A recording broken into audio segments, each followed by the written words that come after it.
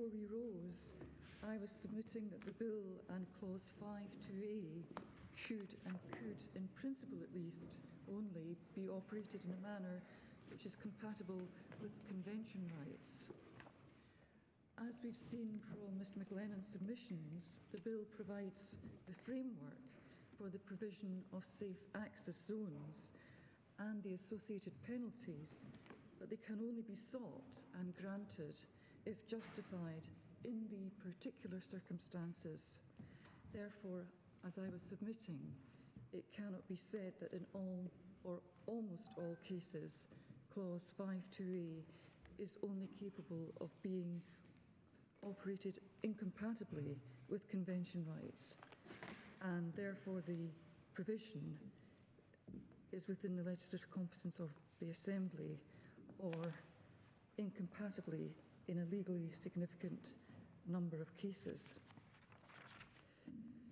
The fact that, as the Attorney General for Northern Ireland notes in paragraph 18 of the core volume, tab 4, page 30 of the electronic folder of her case, not all operators will be public authorities. That doesn't mean that the high threshold for a provision of being out with legislative competence because it is incompatible with convention rights is reached. Even in the instance of a private authority, they may request a safe access zone after having carried out a proportionality exercise, albeit they are under no Human Rights Act obligation to do so. So even if they did not, that, in my submission, doesn't translate to there being an incompatibility in all or almost all safe access zones. That is why, at paragraph 12 of my written case, I submit that there's no need to build in a reasonable excuse defence to clause 5.2a. That is at page 72 of the electronic folder. My position is that in individual cases, assuming a safe access zone is established, there may be cases where a prosecution and or a conviction of a breach of clause 5.2a may indeed be disproportionate and may be a disproportionate interference with the protesters' or accused rights under Article 10 and 11 of the Convention. But each alleged breach would be addressed on its own particular facts. And indeed, that's what the European Court of Human Rights highlighted required to be done in the case of Lashmankin that we looked at yesterday, which is at tab 21, volume 2. And we would particularly, we'd refer the court.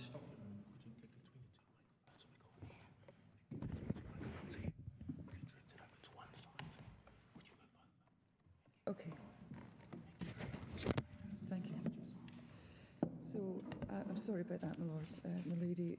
I was looking at page 1055 of the electronic folder and paragraph 430 of Lashmankin.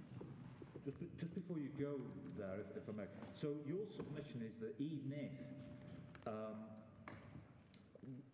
we were to decide that this bill is convention compliant, nevertheless, there may need to be a proportionality assessment on particular facts.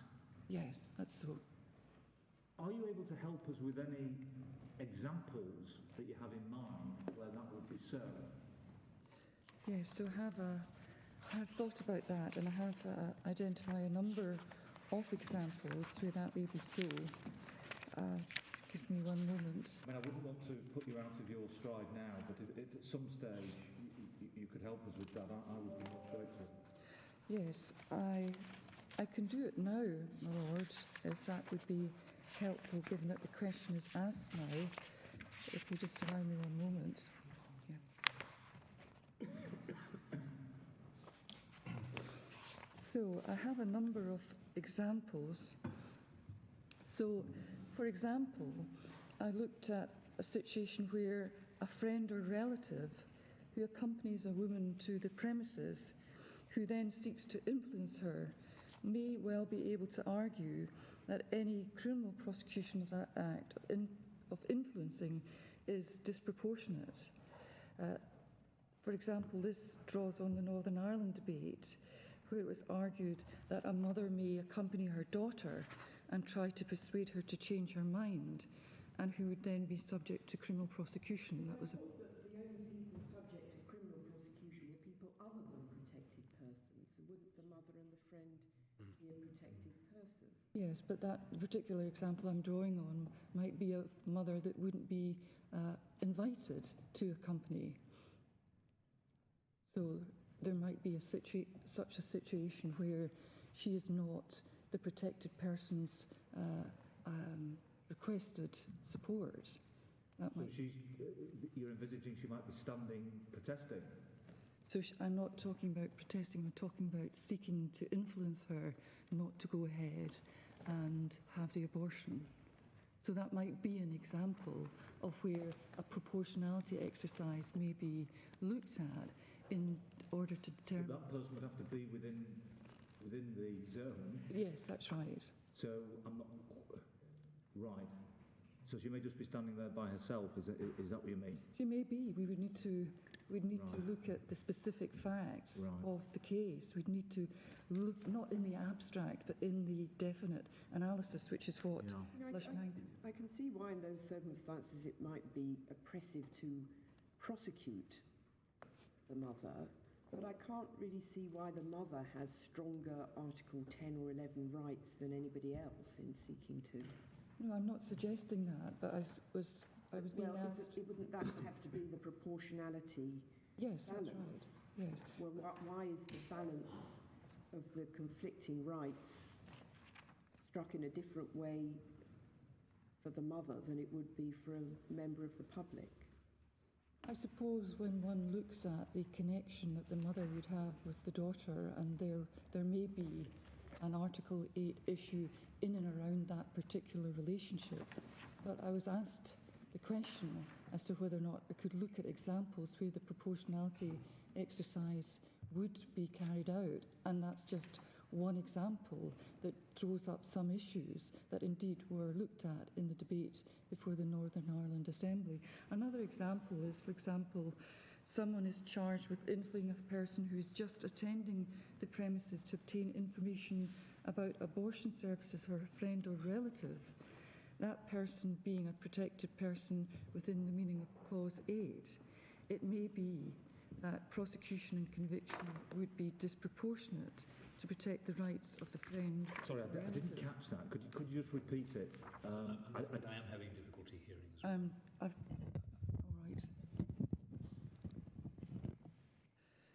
So the other example that I was drawing on was somebody who's charged, for example, with influencing a person who is simply attending the premises to obtain information about abortion services for a friend or relative, that person being a protected person within the meaning of Clause 3.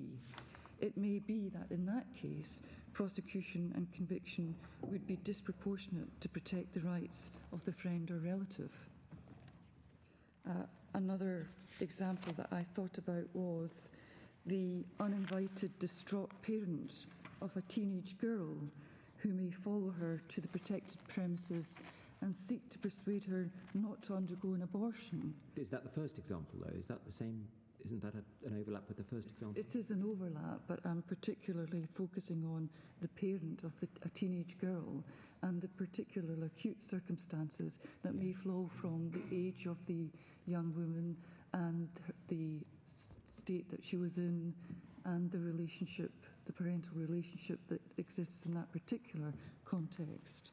And so it may be that such a parent would seek to persuade the distraught teenager not to undergo an abortion, and it may be in that situation that a Clause 5.2a conviction may not be appropriate or proportionate in that particular familial setting. Or one other last example that I had envisaged was the parent of a teenage daughter who may have told her local church or community group or social media, who then in number, whether at the parent's suggestion or otherwise, attended the protected premises to pray for the soul of the child, conviction of those persons may be proportionate, but again, we're looking at the need for a fact-specific exercise to be carried out consistent with the approach of the European Court of Human Rights. But that raises the whole issue, perhaps, of those engaging on a vigil anyway, an entirely peaceful vigil, and not engaging in what might otherwise be regarded as reprehensible behaviour. And to what extent it is appropriate for that whole cohort of individuals to be considered alongside those who have been recorded as engaging in the much more offensive. So I think that was the point that Mr. McLennan was focusing on yesterday. Yes. And I do wonder about the making a difference between silent attendance outside the clinic as opposed to one where there's overt violent type of conduct that we could characterise it as. And what I said yesterday about that was it may very well be that silent vigil or silent prayer is just as concerning, just as worrying, just as psychologically damaging to a young woman attending at the clinic as would those shouting abuse at her. It is reasonable to say that we shouldn't essentially put that in a separate character and say that will always be something that should be treated differently. I think it very much depends on the facts of the case.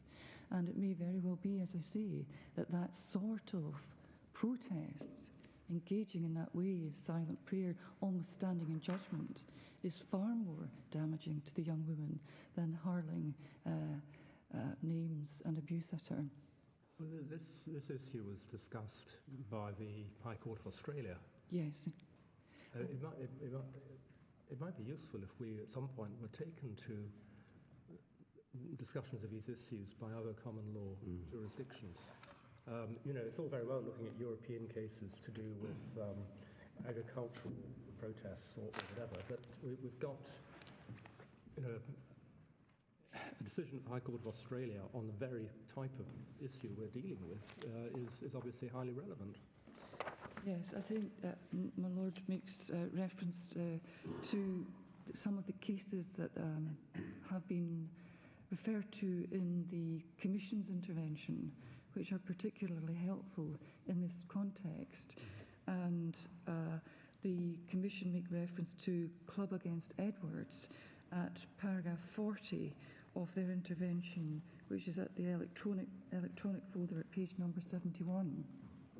Just before we go there, might another example that occurred to me be the father of the unwanted child who seeks to influence his maybe even former partner not to go ahead. Might that be an example of where on specific facts one may consider one would have to carry out a proportionality assessment of a prosecution in any event? Yes, that's so. I agree with that, my Lord. So, before you move on, forgive me. You've identified a number of exceptional situations in which you say that the question of proportionality would have to be addressed. What would be the judicial machinery by which that issue should be addressed? So there would be a series of prosecutorial decision-making situations that would arise following on the situation being brought to the attention of the prosecuting authorities. And to give the example of Scotland, the situation that would follow would be the prosecution would receive a report from the police explaining the circumstances in which an arrest or a report has been made. And the prosecuting authorities in Scotland, exercising the prosecution code, would look at the nature of the offence and exercise a proportionality assessment in determining whether or not to take a prosecution. They would look at the whole facts and circumstances of the case and determine, as a prosecution authority, whether or not the case merited a prosecution, looking at not only the facts, but also balancing the competing rights that would require to be considered under the Convention. So is it simply a matter for the prosecution?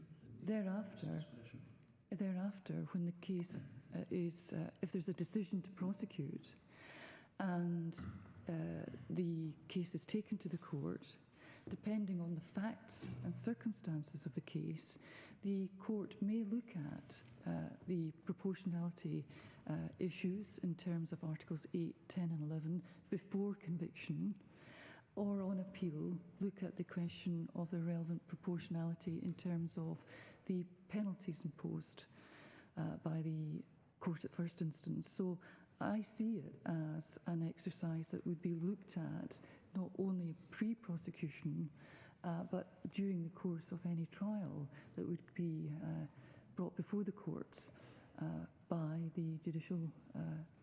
So in those circumstances, would it be appropriate for there to be an application on grounds of abuse of process? Well, I think my Lord's touching on some of the issues that were raised in Kukurian and a subsequent case that's been before the High Court, I think Brown, which looked at that too. Brown seems to rule out. It does, yes. It rules, I think the particular issue of stay was ruled out in Brown. And I think in Kukurian, the court looked at 3 different situations where there may or may not be an examination of competing rights under the Convention before a determination was made as to whether there should be a conviction or not.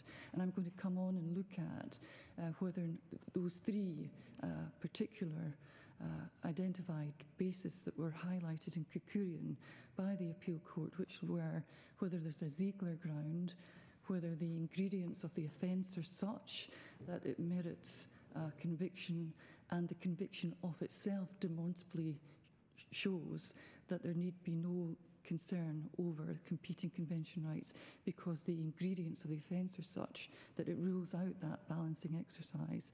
Or thirdly, there might be a case in which the balancing exercise is carried out by the court before a decision is made to convict. So Kukurian, I think, identifies 3 separate ways in which these issues may or may not be considered.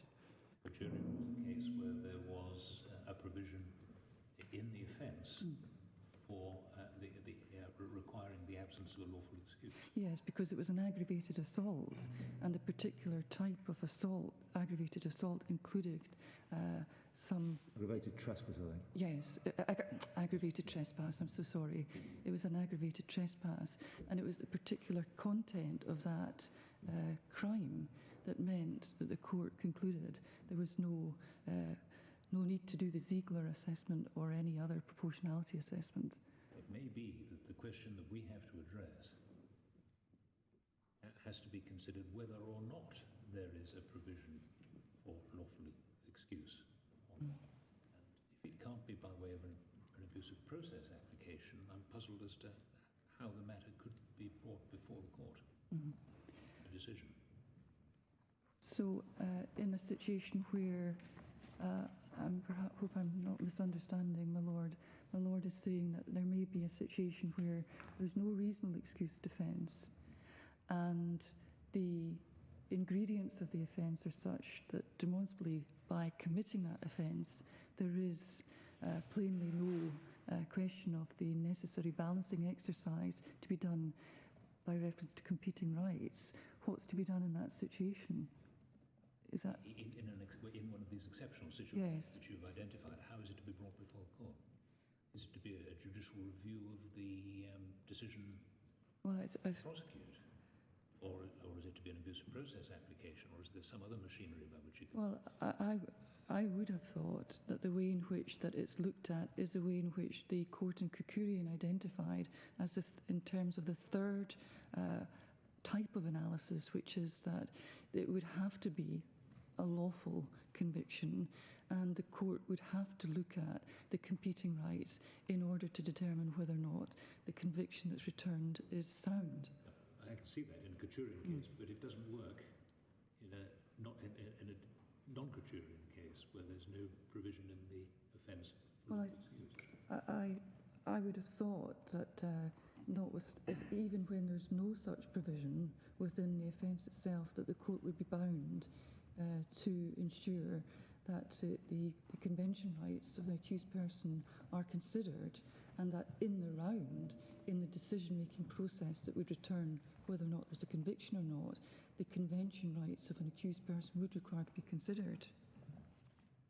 Are you really saying that a court firstly has to look at whether Article 10 is engaged, and then whether there's been an interference, and whether a conviction is proportionate? And of course, under Article 10 jurisprudence, there have to be reasons given for any interference.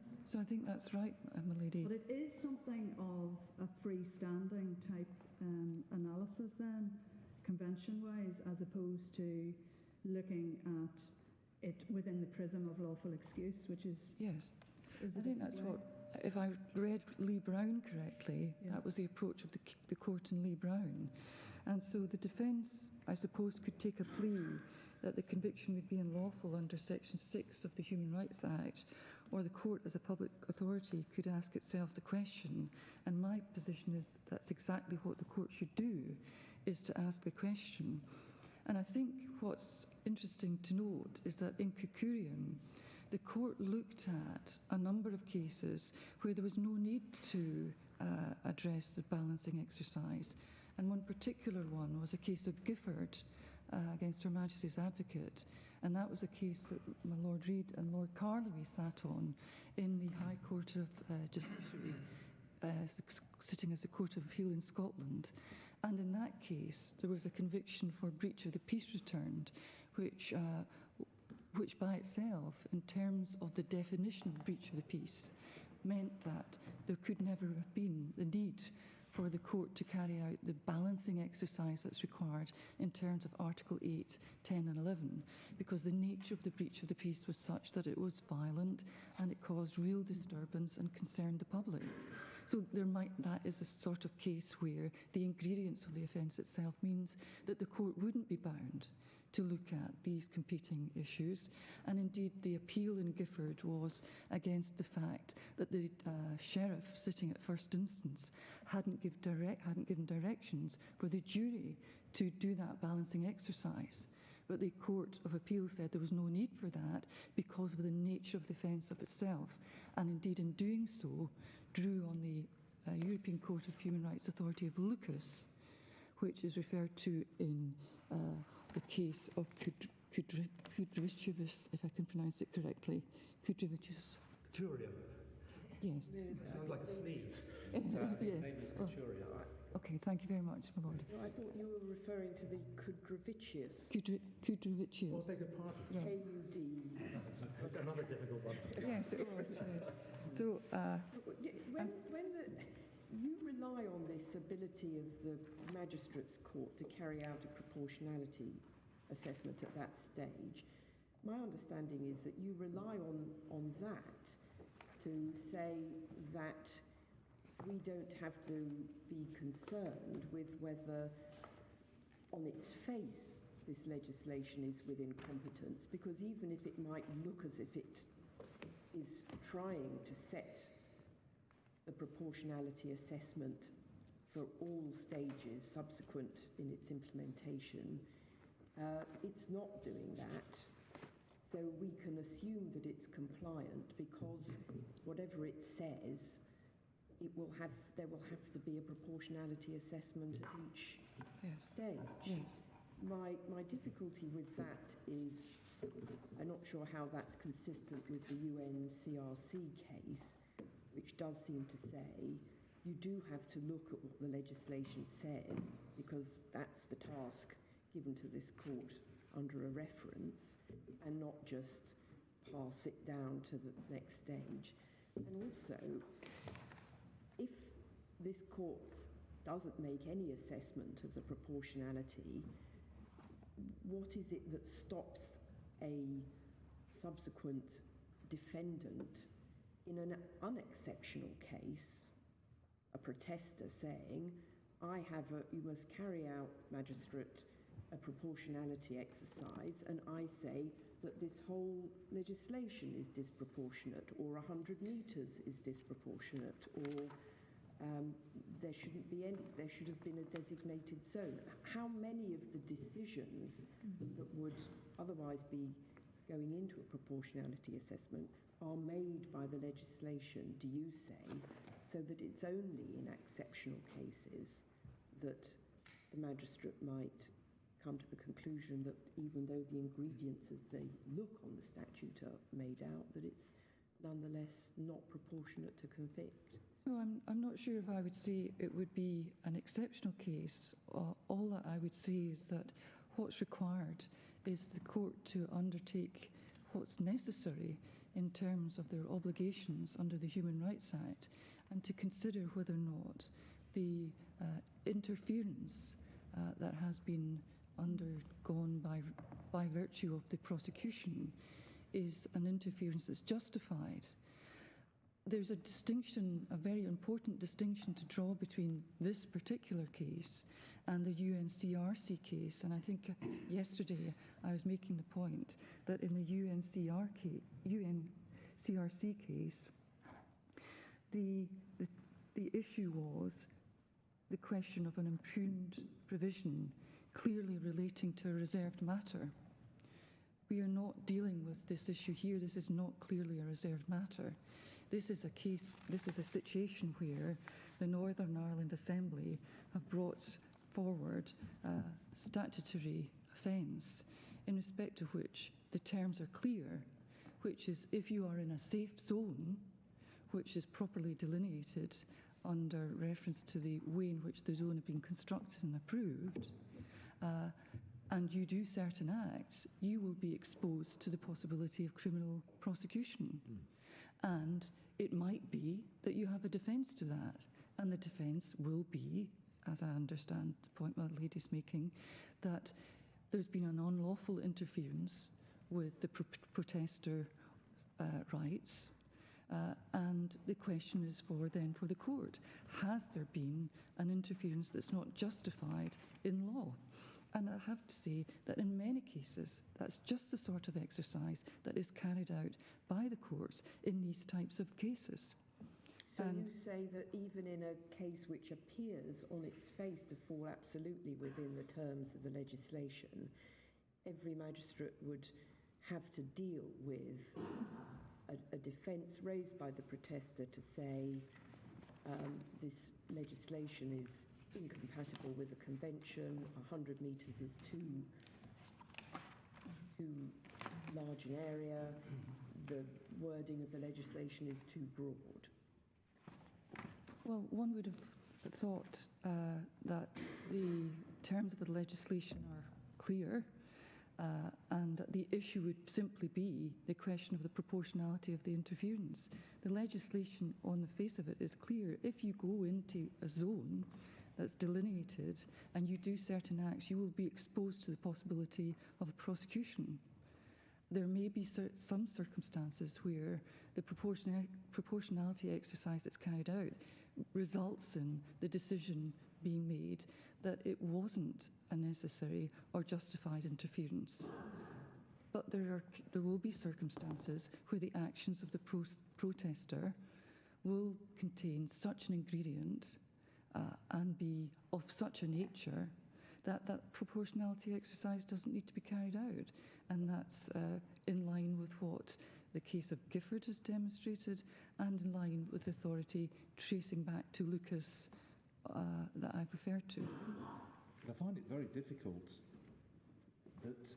to say on the one hand that if you're asking us to say that this bill is compliant, to then say, oh, well, in every case, this issue has to be looked at again, potentially, on the particular facts. I thought your submission would be along the lines that in almost all cases, once this has been decided it's convention compliant, there's no need to look at that.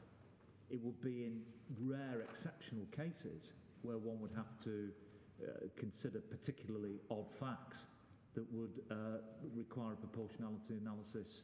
Again, otherwise it would seem to me you're throwing everything down the line and just saying well, you can pass this as compliant with the convention because every case has got to be looked at again.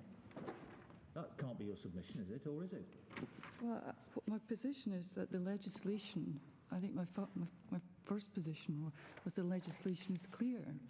If you do certain acts as set down by Clause 5, you will be exposed to a prosecution. And it's very easy to identify where that exposure lies because it's within a delineated zone, and the nature of the acts that bring you within the ambit of a prosecution are set down clearly in terms of the legislation. But isn't our task to decide whether, clear as it is compliant with the convention? But the clear boundary, the balance that the legislation appears to have struck is the correct balance in almost all cases.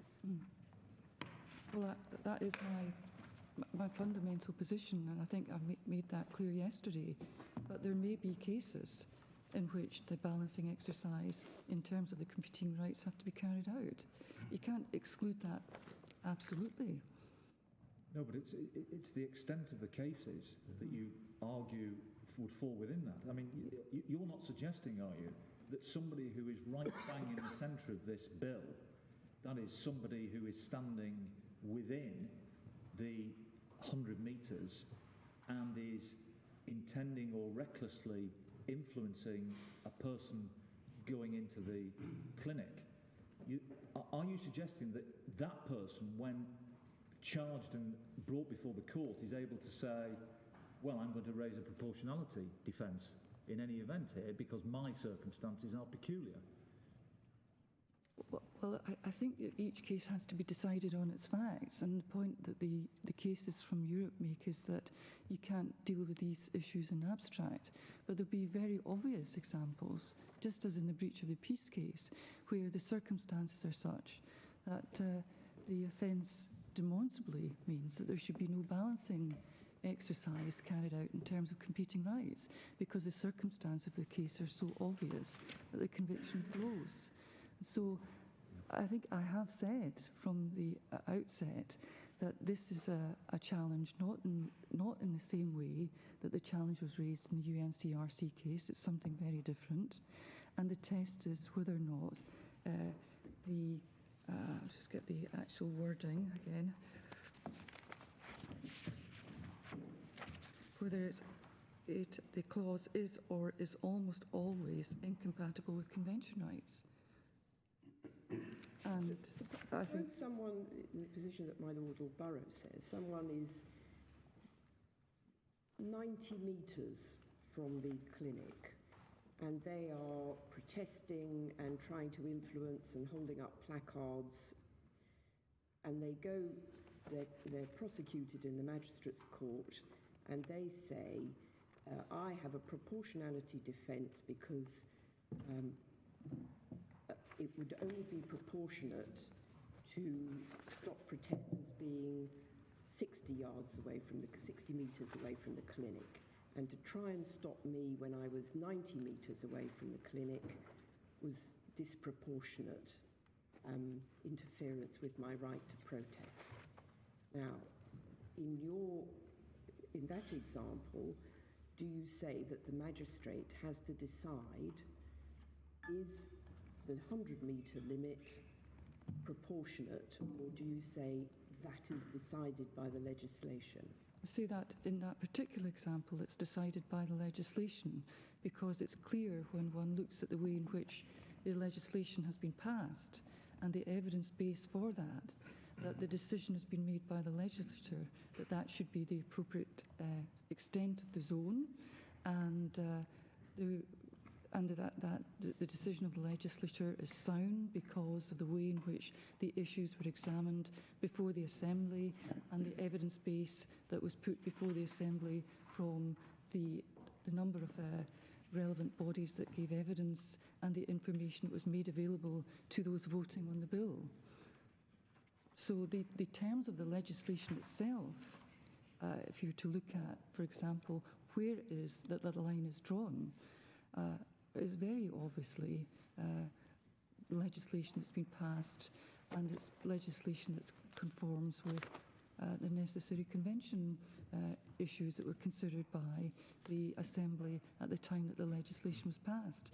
The Assembly looked at the competing rights that were before it. The Assembly looked at Article 8, 10 and 11, and the Assembly was informed about all the different types of protests and the areas in which these were carried out in connection with abortion zones, and came to the conclusion that in the legislation the 100-metre line should be drawn.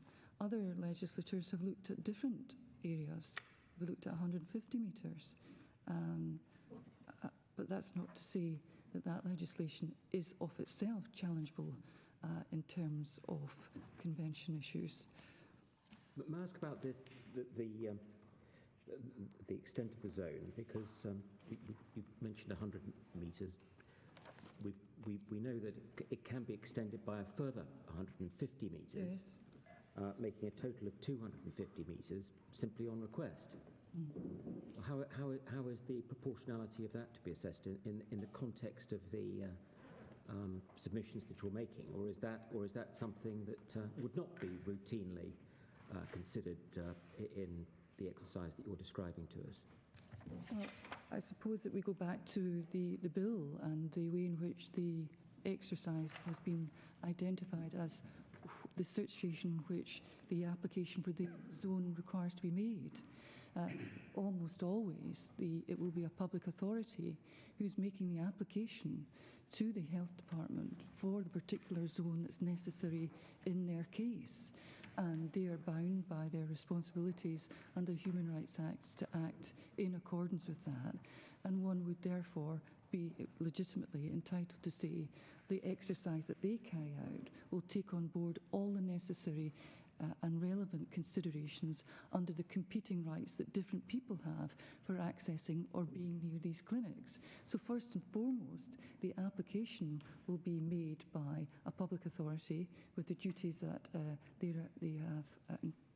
have responsibility for under the human rights legislation, and it will be made to the health department, who similarly are a public authority. So the originating decision as to the circumstances in which the area is delineated is one that we can reasonably say will be sound under the convention.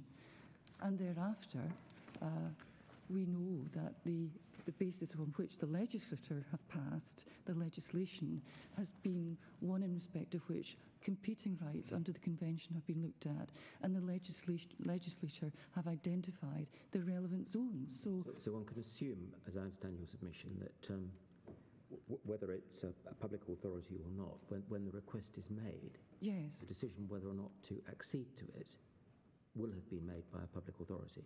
So the analysis as to the need for the zone and the area of the zone will have been made in almost all cases by a public authority. And that will itself have involved a proportionality Absolutely. assessment. I think I made those submissions yesterday. But this, sorry. Can I ask you, it's really pursuing Lord Jones's point about how procedurally one deals with these issues. If we just to talk about something that at least you and two members of the court are familiar with, if we think about this arising in Scotland, if this were a Scottish bill for the moment, and then we can look at how it might work elsewhere. In Scotland, if the accused wanted to raise in his defence that there was a breach of his convention, that to convict him would be a breach of his convention rights, then he would have to lodge a devolution minute, wouldn't he? And what then happens? How is that devolution minute then processed? So he would raise the issue within the proceedings, and the devolution issue would be considered at first instance, and thereafter, if convicted, and not dealt with appropriately at first instance entitled to appeal. Yeah. Now, at first instance, would it be dealt with, or could it be dealt with, as a preliminary point Yes. prior to the trial, or would it necessarily be dealt with at trial, or is it discretion? So it could be either, but in this particular situation it might be that the judge determining a devolution minute would prefer to hear the evidence and to determine whether or not on the evidence that there was an actual breach.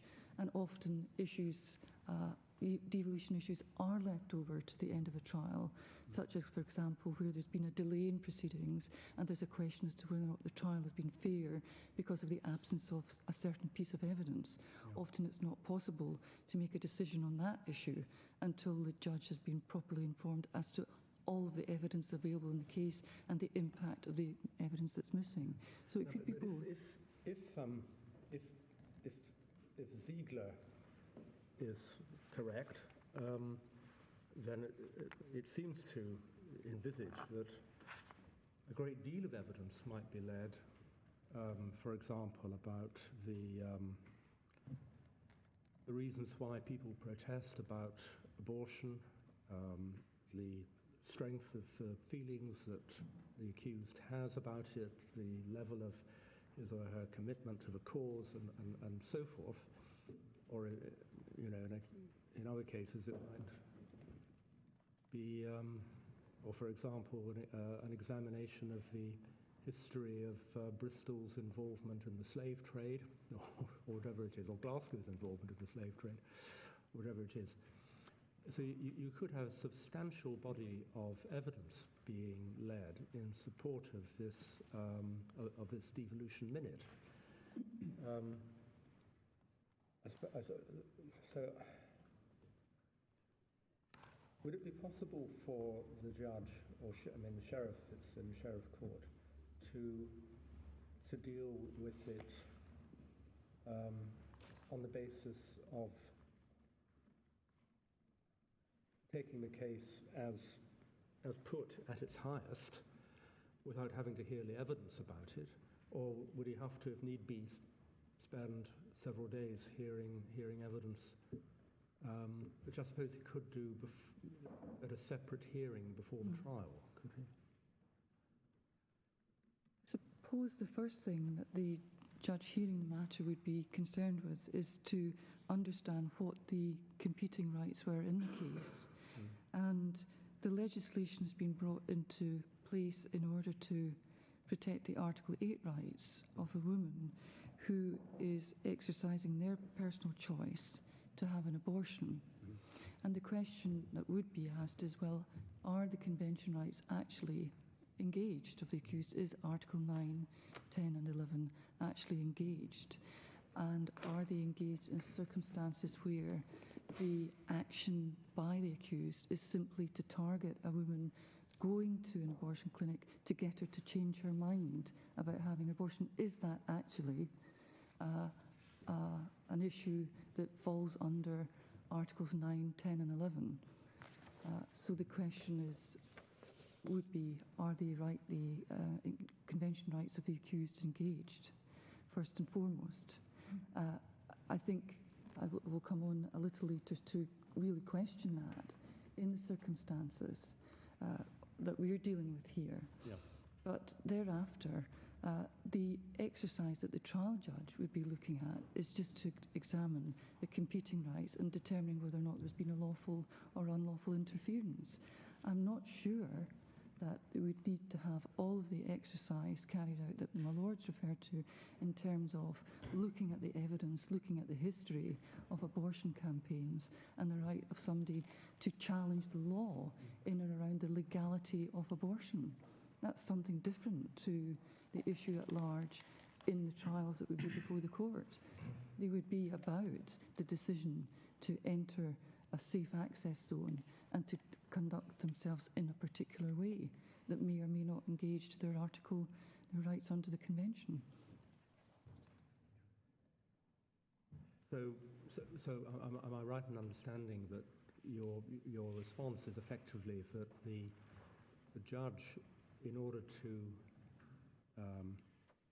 balance the competing interests, insofar as there are competing interests, would have to hear the evidence, that he could exercise appropriate controls over the scope of the evidence led. So if a point were taken and there were a devolution minute lodged, effectively it would be dealt with at the trial. It's really what you're expecting to happen. Yeah, so, but my point is it could either be dealt with before or after the trial, and it might be, for example, that on an agreed set of facts, the trial judge could decide, well, I'll hear this issue on agreed set of facts without the need to lead evidence. Yes, yes. And just say for the sake of argument, it wasn't a summary offence, but it was one which in England might be triable either way, or in Scotland would be on indictment. Proportionality is an issue of law, whether the interference with the convention right is proportionate or not. So it's not an issue that could be determined by a jury, but as we've explained, it might require evidence to be heard.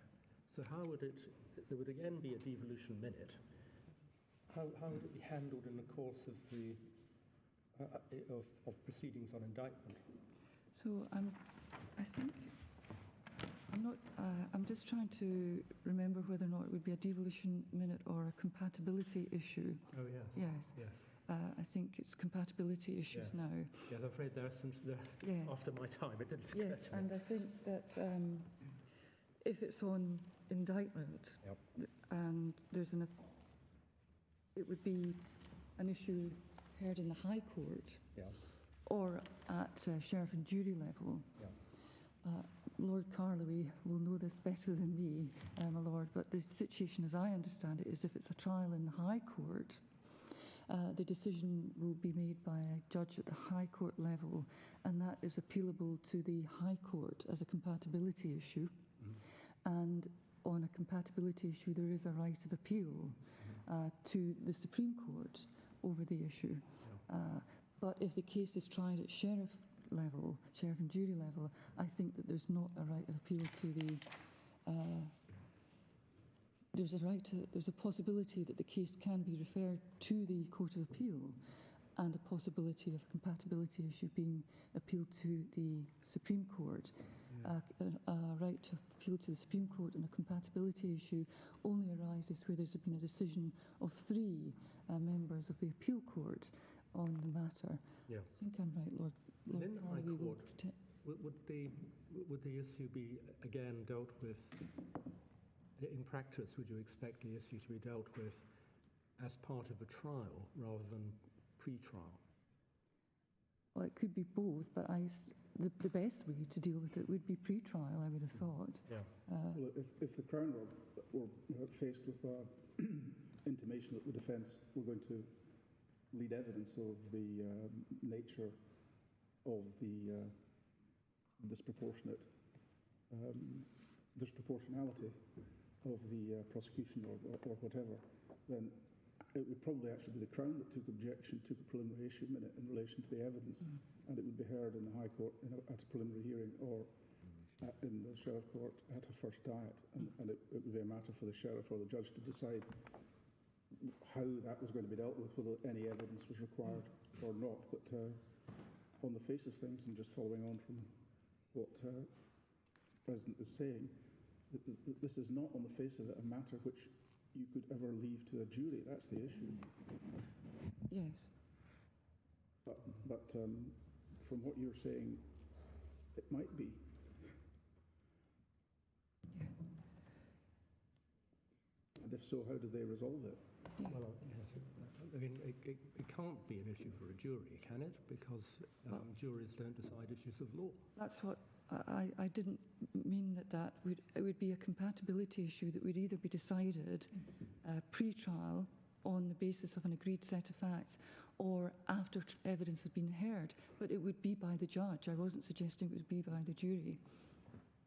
Yes. But you are anticipating that in other jurisdictions it would be dealt with by the lay magistracy. Yes, I mean, I'm not sure what the Yes, I'm proposing to put the same questions in relation to Northern Ireland and England and Wales.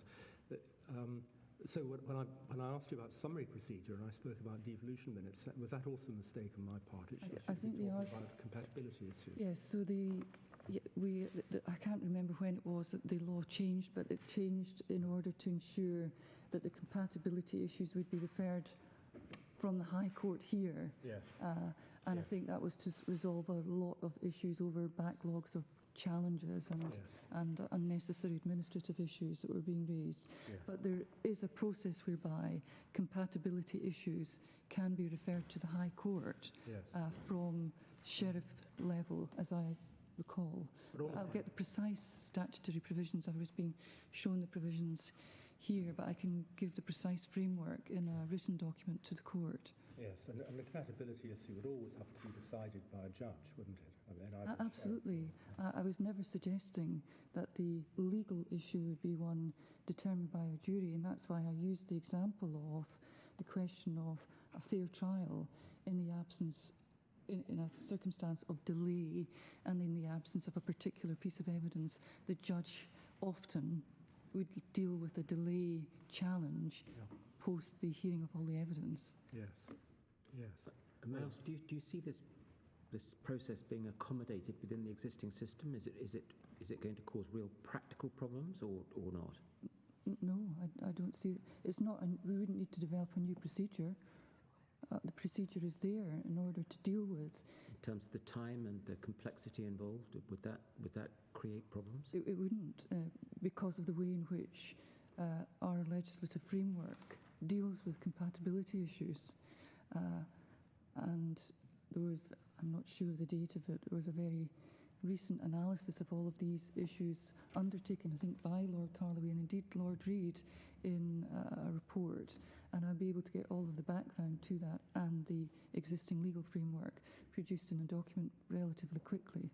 Now, of course, Scotland has, in Scotland, this is all based on statute. It's the Scotland Act 2012 that establishes compatibility issues, and the rules of the criminal courts and rules of procedure lay down how these things are dealt with on a day-to-day basis.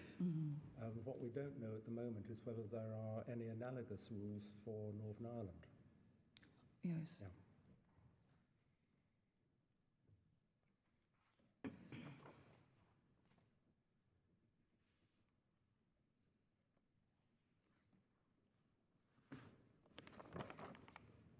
And I suppose overriding everything in terms of the decision to prosecute would be the question of the public interest. Yeah. Is it in the public interest to prosecute in a particular case?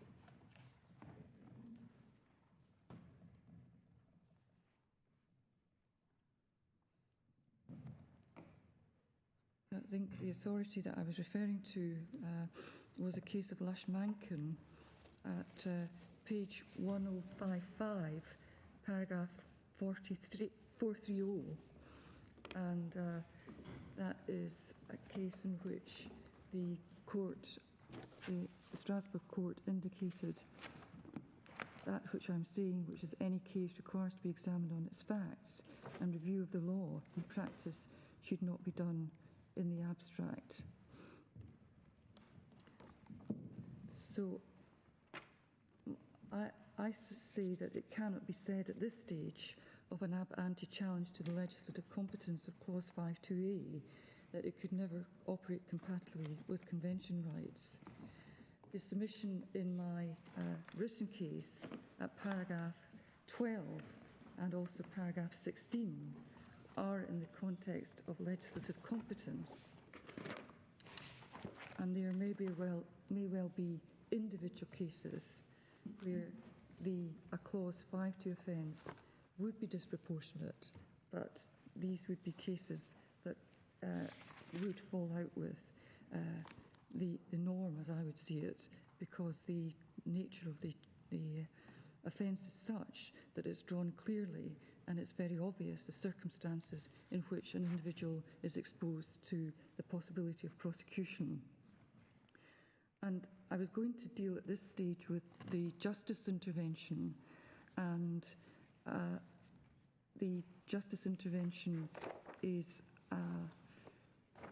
particularly at paragraph 2 of the electronic folder at page 40, raises the issue of the way in which the advocate, the Attorney General, has dealt with the issue of the convention. Justice argues that they wrongly conflate the question of whether a provision is incompatible with Articles 9, 10 and 11 per se with the question of proportionality of any resulting restriction on a person's Article 9, 10 and 11 rights. This is consistent, I say, with my submissions that the proper approach for an ab ante convention challenge is to ask whether the provision will always or almost always be incompatible with convention rights. Justice addressed the restriction by submitting, as we understand their position, that a conviction under Clause 5.2a is to be assessed on the particular facts. We agree with that, and therefore the broad proposition of justice at paragraph 4, that the absence of a lawful excuse provision in Clause 5.2a does not mean that it's outside the competence of the Assembly. The analysis in the case of Ziegler and Kekurian, and whether Kekurian was correctly decided, is, I suggest, best left for a future case, although I would make a number of few brief observations at this stage. In relation to protest offences, arrest, prosecution, conviction and sentence are restrictions within Articles 10 and 11. And in that regard, I would refer to Ziegler at paragraph 57, electronic folder page 483, and Kudrycius against Lithuania, where it's cited there. So essentially, the prosecutor, the court, will require, the prosecutor and the court will require to assess in any given case whether prosecution and conviction would be proportionate. I touched on the Scottish position, but would simply say a little bit more about it in this way. In Scotland, the prosecutor requires to apply the Scottish Prosecution Code. If satisfied that an offence has occurred and there's sufficient evidence in law, the prosecutor will decide what, if any, prosecutorial action is in the public interest. And factors that are taken account of by the prosecutor would include the nature and impact of the offending behaviour, including on the complainer, the personal circumstances of an accused, and any risk of reoffending. Cases would and probably should be taken at their lowest competent court unless there's good reason to do otherwise. And the code, the prosecution code in Scotland, reflects the underlying principle that the response of the justice system should be proportionate. And there are also alternatives to prosecution.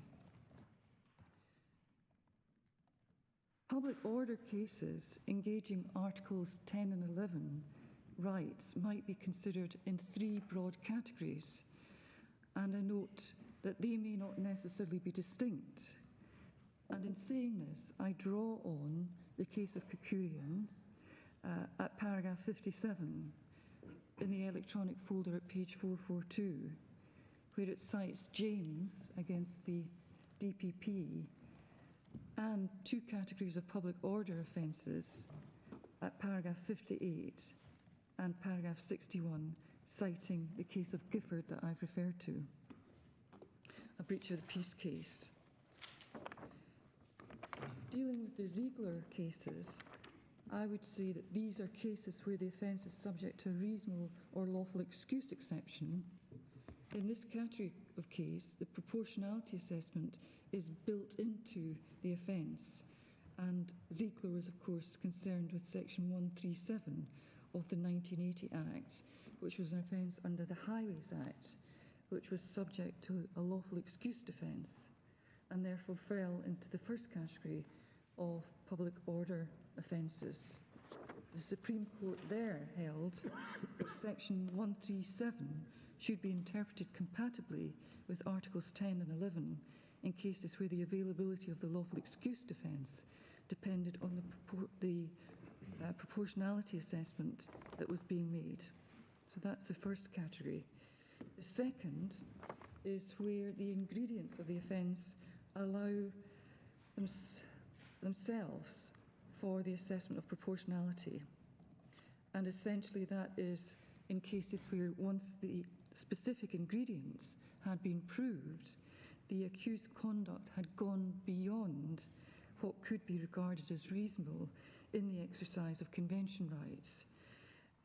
Here there'd be no need for the prosecution to satisfy any additional proportionality test. And as I said before, this is exemplified by the approach that was followed by the Court of Appeal in Scotland and the High Court of Justiciary in case of Gifford.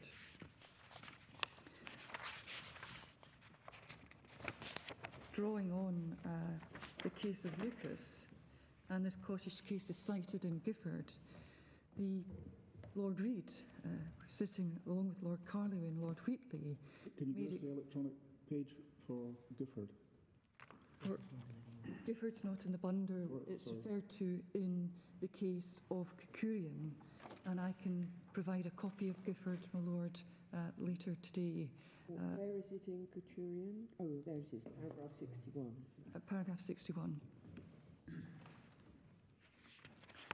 So I think I can quickly summarise that the court in Gifford drew on the case of Lucas and other Scottish cases cited there.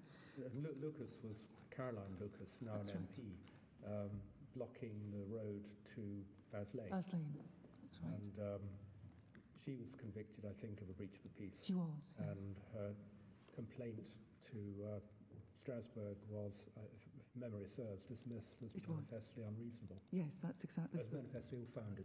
Yes, that's exactly correct, my lord. And as I say, that particular case is referred to in the Kutrovicius case. But essentially, the case of Gifford and indeed Lucas make it clear that the Convention rights of freedom of expression and freedom of assembly do not entitle protesters to commit a breach of the peace. And that's a crime which in Scotland displays conduct which is severe enough to cause alarm to ordinary people and threatens public safety or serious disturbance to the community. I mean, Gifford itself was about protesters who managed to close down an airport. Aberdeen Airport. Aberdeen Airport, and so it prevented emergency services from flying out to the oil rigs, and they prevented an air ambulance from taking a sick baby to hospital. Yes, I think the disruption was enormous, and the distress to passengers in the airport was horrendous. So, yes.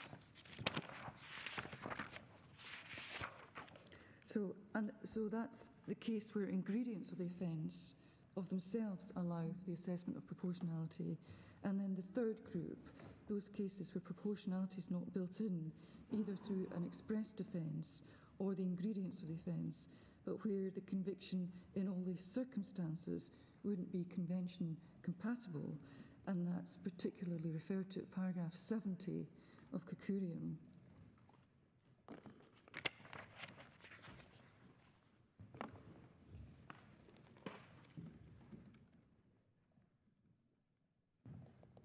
So are you saying that this bill, if passed, is category, which category is it? So is it two or three? It's 2 or 3. Because an offence under clause 5.2 may be a third category depending on the particular circumstances. I think it is 3. Yes. Does that make it 3? I don't think it could be 2, given what you said. Yes. If I'm right, so it's 3. But Article 10 arguments are going to arise predictably in all of these cases. Yes. But they're dealt with in this, what's described in Kukurian as a freestanding way. Yes. Because Article 10 is said to be engaged. Yes. And a court has to look at whether the conviction, which would be an interference, is proportionate Yes. and reasoned. Is that That's what you're saying? Yes. So that is what Kukurian was saying, and what we know is that this court has to decide the questions before it today on the basis of the law as it stands, and I don't understand there to be an outstanding challenge to the Court of Appeal decision in Kukurian. Leave to appeal was granted to this court, but wasn't pursued. I don't know, I can't advance the reasons for that, but I think what's clear from the Kukurian case is that the court looked at it very carefully and relied heavily on significant jurisprudence, not only from the decision of the Court of Appeal in Scotland, but also from a decision of Lord Hughes that was very much in point. I think the case is Richardson that they quoted Lord Hughes from. So it's in my respectful submission, a case in which has looked at these issues with care and examined out the possibility of 3 different categories of cases that ensures that there is an appropriate way of dealing with the convention rights of an accused person in the criminal process where Article 10 and 11 rights are raised, depending on the nature of the offence in respect of which they're charged.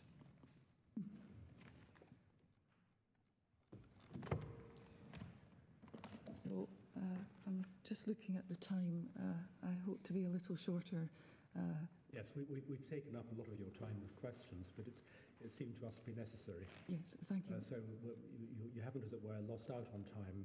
We make allowances for that. Thank you very much, Lord. So the important point that I want to make is that, as noted in Ziegler at paragraph 59, page 484 of the electronic folder, is that determination of the proportionality of an interference with convention rights is a fact-specific inquiry that requires the evaluation of the circumstances in the individual case.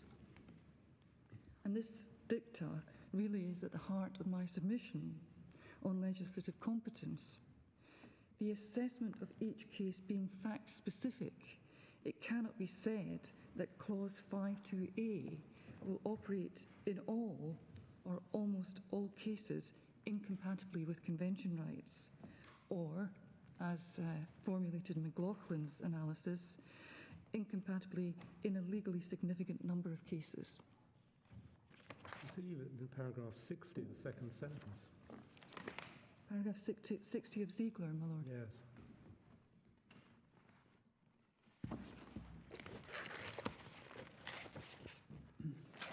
What page, Robert? Oh, it's page 484. It's just the next paragraph from the one you were taken to. Yes. So there it says, in a criminal case, the prosecution has the burden of proving to the criminal standard all the facts upon which it relies to establish to the same standard that the interference with the Article 10 and 11 rights of the protesters were proportionate. If the facts are established, then a judge, as in this case, or a jury, should evaluate those facts to determine whether or not they are sure that the interference was proportionate. Yes, so that's contrary to what we were saying earlier. Yes. But I think that obviously Ziegler was not a Scottish case, No. and wasn't looking at the The principle's the same. I mean, it's saying, it's assuming that because there has to be an evaluation of the circumstances,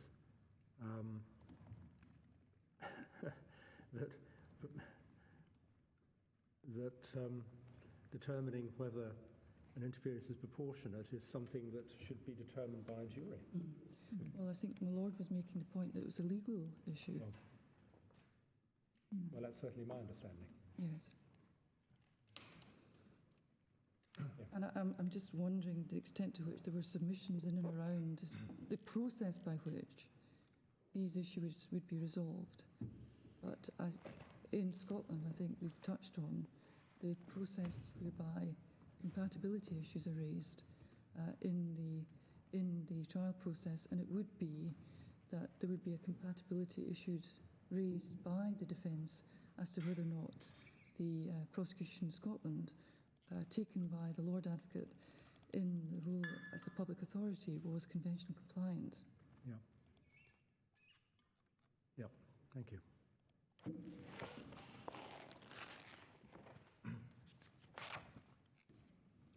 So that leads me on to a second issue of principle.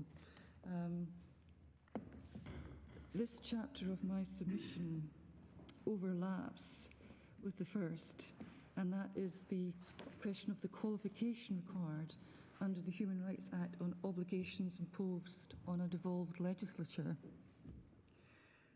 and the extent to which that is qualified by the Human Rights Act requirements. Clause 5.2a requires to be read, if it is possible to do so, in a way which makes it within the legislative competence, and I refer in that respect to Section 83 of the Northern Ireland Act. Because this is a convention compatibility challenge, the exercise under Section 83 is undertaken by reference to Section 3 of the Human Rights Act. That's reproduced in the electronic folder at page 1187. And in this regard, the case of DS against Her Majesty's Advocate is important to look at, because that's a case where there was a challenge to the process and procedure that governed the ability of an accused person to ask questions in breach of the Rape Shield legislation in Scotland. And it was an issue that was raised under Article 6, and a challenge as to whether or not an accused person was being granted a fair trial in the absence of an ability to ask a certain form of question. DS against Her Majesty's Advocate is at tab 5 of the authorities in the electronic folder at page 527, and I was going to refer particularly to paragraphs 22 through to 24.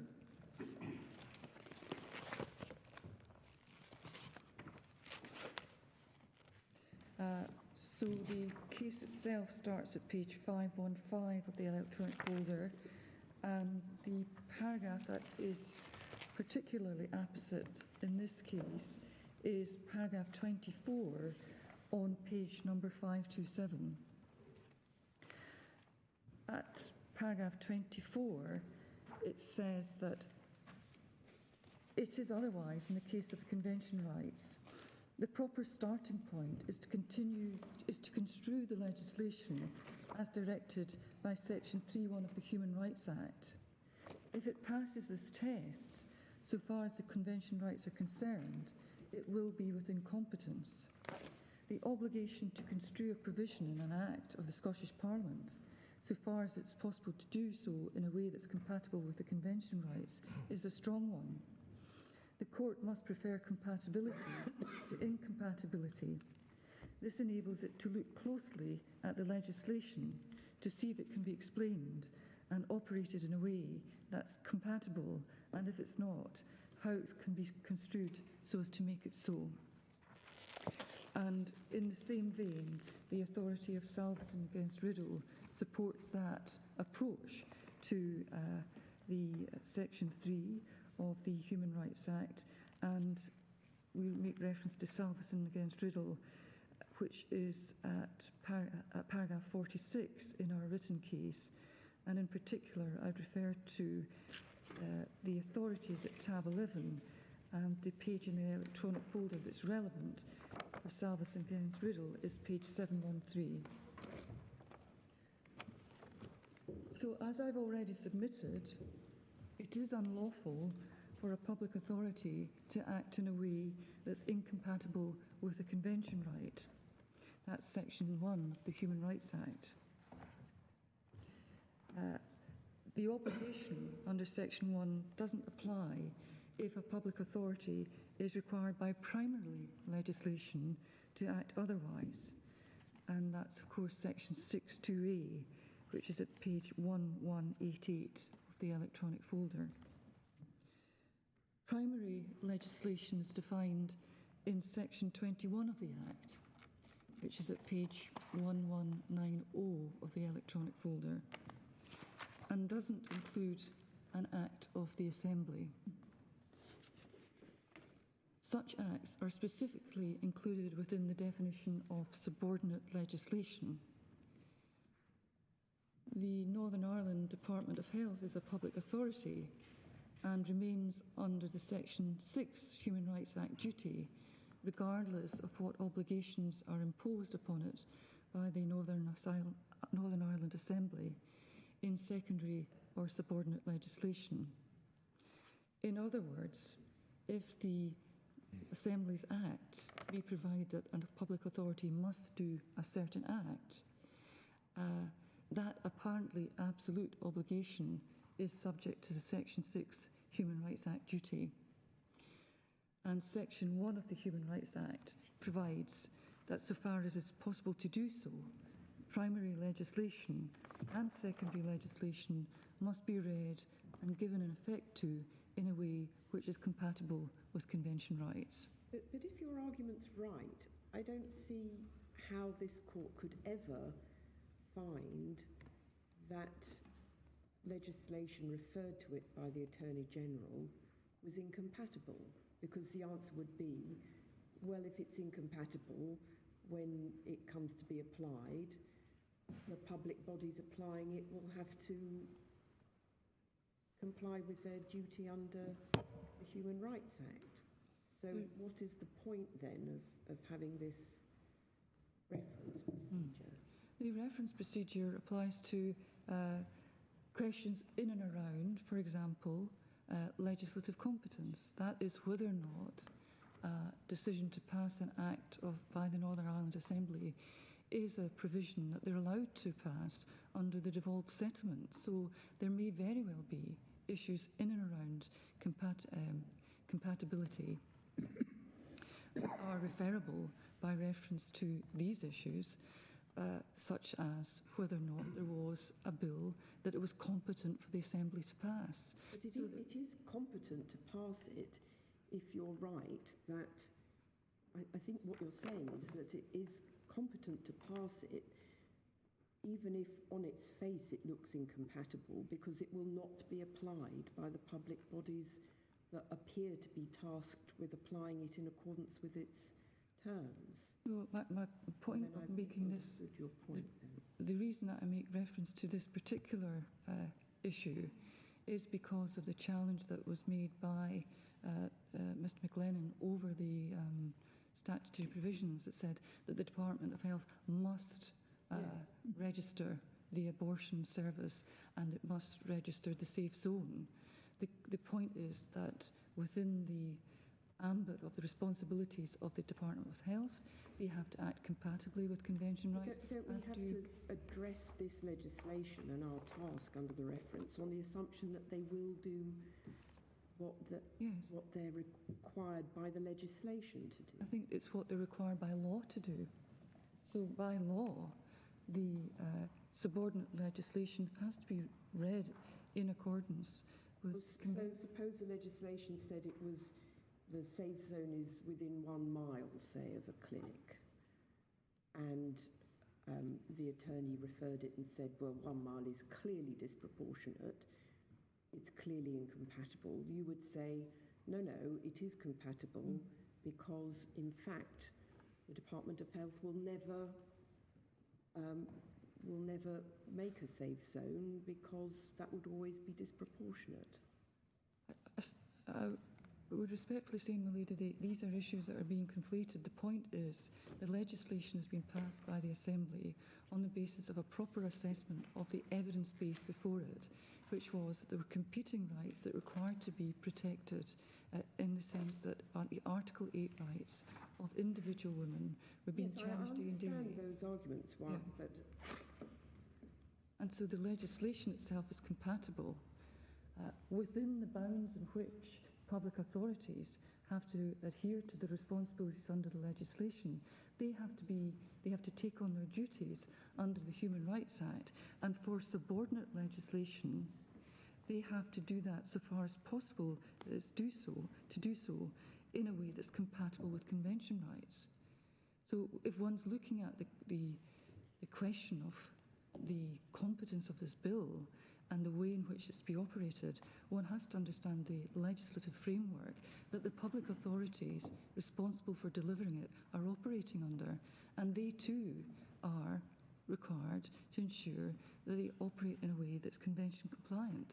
They've got to read into the provisions words that make it appropriate for them to act in a lawful way, and I don't see any difficulty with that. This court is doing a different exercise. This court is deciding whether or not, on the face of the legislation, it's competent for the Assembly to have passed it. It's not obviously out with competence because it doesn't deal with a reserved matter, and this is a challenge for an ab ante issue such as being raised by the Attorney General from Northern Ireland, is that in a challenge of legislation that's not yet passed, if it's dealing with convention compliance, it is a very difficult issue to decide ab ante, and it's a very high threshold to cross for this court to say it's incompatible.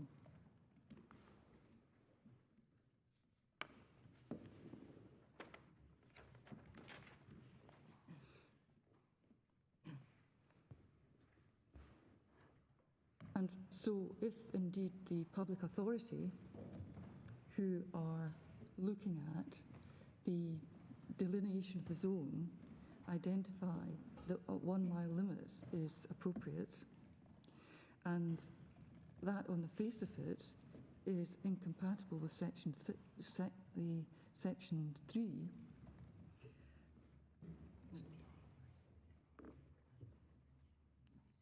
yes, yeah, that would be incompatible with the convention and can't be saved by section 3, reading it with section 6, because it wouldn't be possible to give the legislation effect in a way that's compatible with convention rights.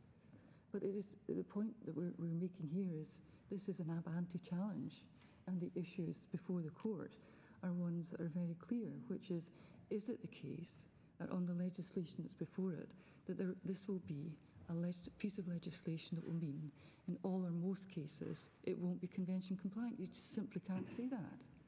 That's at the heart of our submission. But I share Lady Rose's concern that you seem to be having your cake and eating it, because you are telling us that it's compliant because there is always this fallback of proportionality assessment. At one point, I think you said, but that would fall, those sort of situations will be outside the norm. In other words, they will be exceptional. And I can understand that argument. But then you seem to backtrack from that and say, oh no, it's not just exceptional cases. And that makes me feel you're having your cake and eating it. Well, I wonder if it's the use of the word exceptional. I don't know if we... I don't think outside the norm, which is at one point what you said, is what I would call exceptional. Well, I think it was Lady Rose's word. She used the word exceptional, and I had used the word outside the norm. So is that your submission? That's what I've said all along, my lord, yes. That it is only exceptional cases outside the norm where one would fall back to an individual assessment of proportionality by the public authorities? I would say that on the reading of the legislation, that must be so. Right, thank you. But there would be a notional exercise they'd have to go through in every case, presumably, just to satisfy themselves. No, it's a routine case. There is nothing more that needs to be done here. That's the import of the responsibilities on the court as a public authority in every case. Yes, every case that at least ask themselves the question. Yes. But it would admit of a very simple answer. Yes. in the majority of cases. Yes.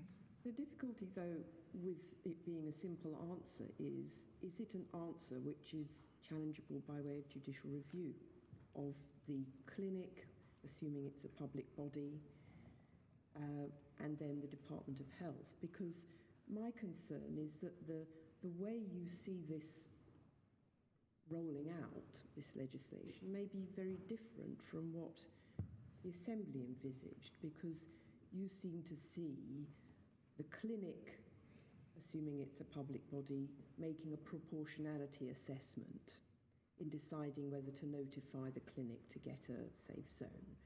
Would you say that if they decide to do that, that is a question, that a decision that can be challenged by way of judicial review by a body that objects to that? Then it goes to the Department of Health. They look at the application. You say they have to carry out a proportionality assessment as to whether to list it. Again, is that decision capable of judicial review?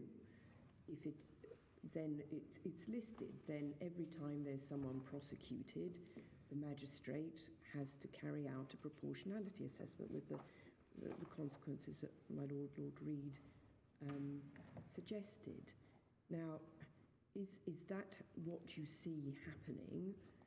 Because if it is, it seems to me that the people who voted for this may well say, no, we've made the decision on proportionality in this legislation, and the intention is, or the purpose of it is, that it should be quite automatic because we've done that bit, and it shouldn't be open to challenge at each of these lower stages, otherwise these zones are never going to be established.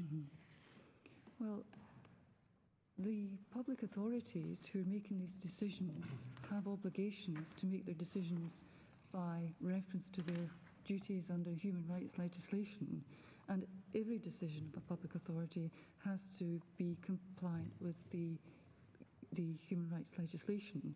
And there is you no doubt refer to the possibility of judicial review of decisions of bodies who decide that there should be a safe access zone because it might be, for example, there's absolutely no evidence that it's needed.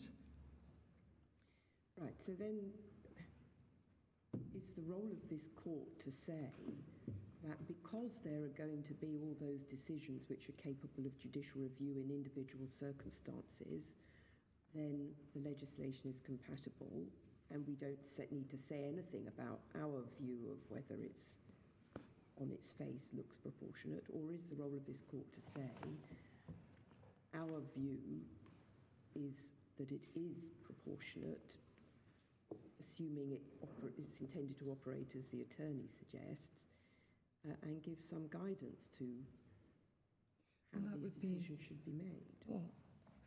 Well, obviously it's a matter for this court, but in my submission, the decision from the Assembly to pass this legislation was based on sound evidence from the committees that they were referred to and interested bodies, and very compelling evidence about the dreadful circumstances that some women were experiencing accessing abortion clinics. So the decision was that in certain circumstances, a safe zone should be established. So there was an evidence base for the Assembly to pass their legislation, and there would have to be an evidence base for each clinic to make the request to the health department. And these will be, for the most part, public bodies who have responsibilities to act in compliance with the Convention. So within the way in which the safe access zone is set up, there will be, and there will have to be, decisions made by public authorities on the merits of the zone and the extent of the zone. There have to have been. That must underpin the decision for the Department of Health to put to record the request and to publish the fact of the zone's existence. It can't work any other way. I think the point, though, that Lady Rose raises is related to the mandatory language within the bill, which I would have thought highlights the fact that there was an anticipation that there would be, upon application, a safe access zone made. And the other point is that there are numerous public authorities engaged in Northern Ireland in terms of provision of these services. So what on your case, what could happen is that different public authorities take different views. How does that square with a bespoke piece of legislation on safe access zones, which is what this is. Well, there has to be a method by which the zones are created, and there has to be a process by which they're set up that's lawful.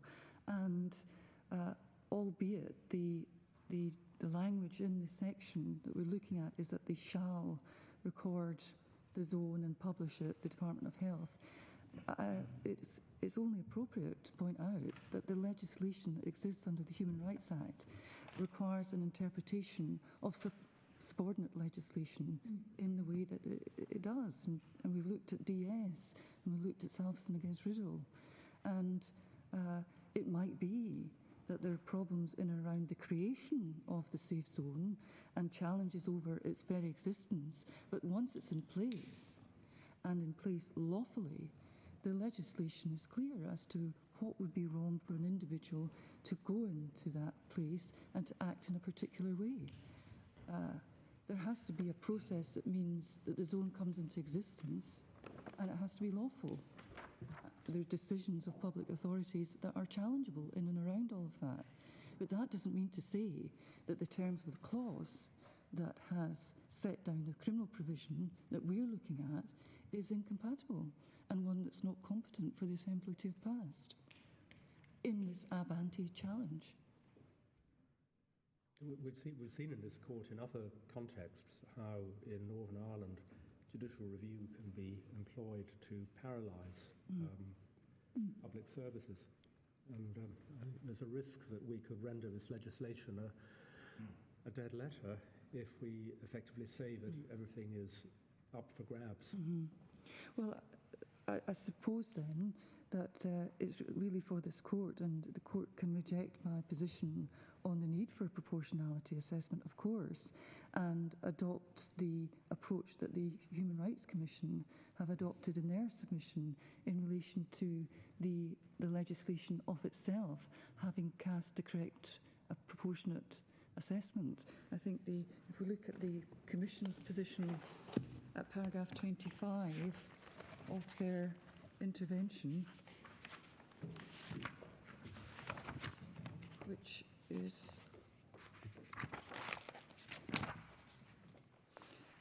at page 67 of the electronic folder.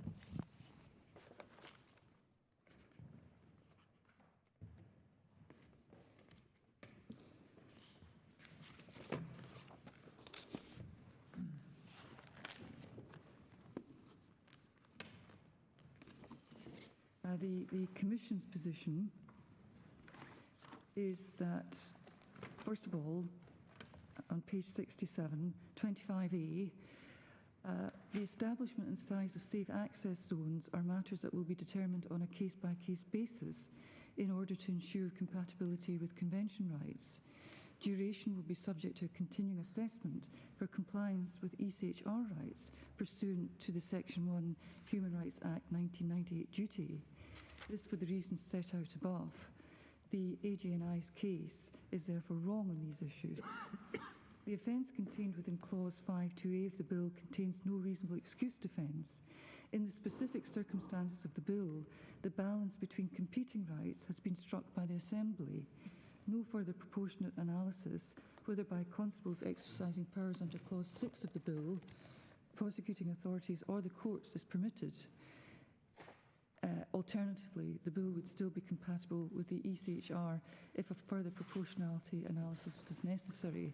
And I think the first position of the Commission is that the competing rights have been struck by the Assembly in the formulation of the provision.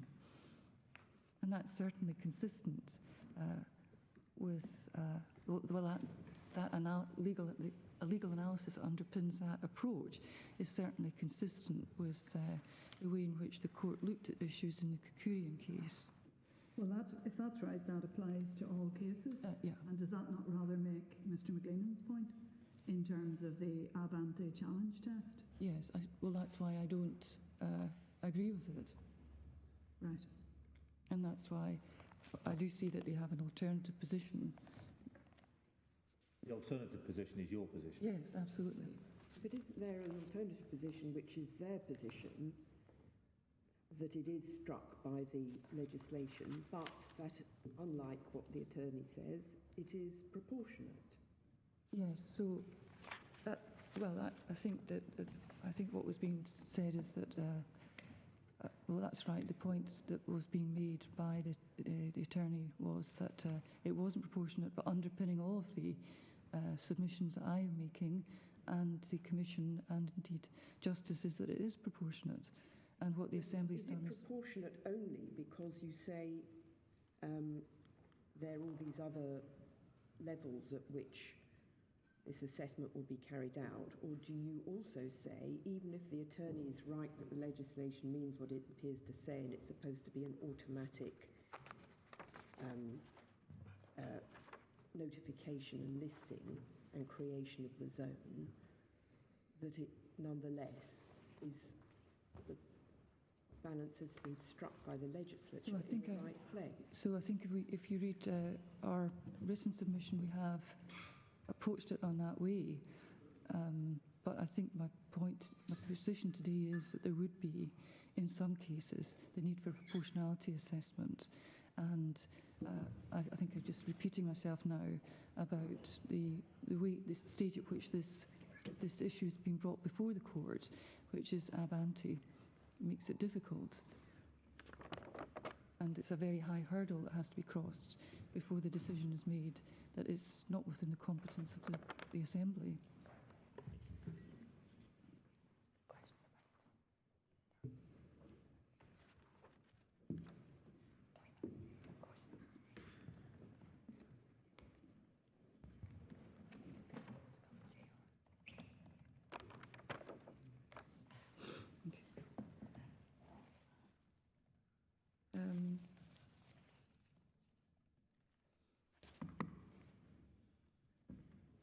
So my position, though, is that there's nothing in this bill that can qualify the application of the Human Rights Act, and it requires to be read and applied in a manner that's consistent with convention rights.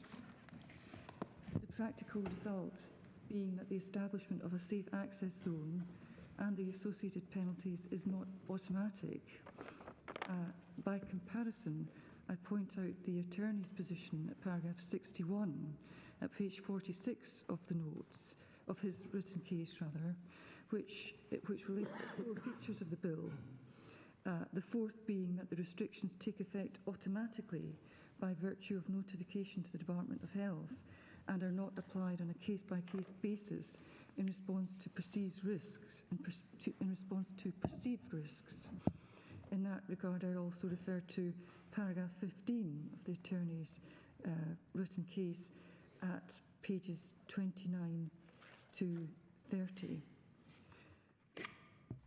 So the attorney's position is that there's no case-by-case analysis and there's no convention-compliant assessment that's justified in the particular circumstances. And I say that's just not right because of the application of the Human Rights Act. In other words, my position is the must in clause 4 requires to be qualified by reference to the Department of Health's obligation under section 6 of the Human Rights Act. And in that regard, I would refer to the case of RR against the Secretary of State for Work and Pensions, which is cited by Justice. That's at tab 66, page 736 of the electronic folder.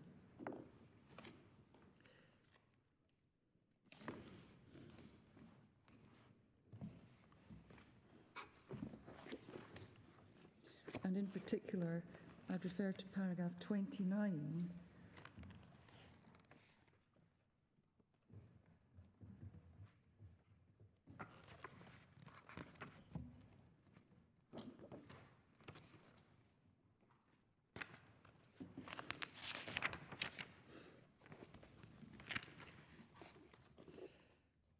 paragraph 29 on page 736, which says that the obligation in section 6.1 is subject to the exception in section 6.2, but this only applies to acts which are required by primary legislation. Again, under section 3.2, primary legislation which cannot be read or given effect compatibly with the convention rights must still be given effect. as must subordinate legislation if primary legislation prevents removal of the incompatibility. If it had been intended that the section would not affect validity, continuing operation or enforcement of incurably incompatible subordinate legislation, where there's no primary legislation preventing removal of the incompatibility, the Human Rights Act would have said so. So, essentially, my submission leads to another reason to reject the Attorney General's argument that Clause 5.2a is not within legislative competence because it would be incompatible with convention rights. That penal provision will only be engaged through the establishment of a safe access zone where the Department of Health is satisfied that in the circumstances of any given request for a safe access zone, it would be a proportionate interference with the convention rights of potential protesters. That is sufficient, I say, to render Clause 5.2a within the legislative competence of the Assembly. This now leads me on to my submissions on proportionality. Lord Advocate, can I just ask a question before we go on so that I've got this quite clear? Because I have some difficulty with the proposition as to how it would operate in practice. Yes.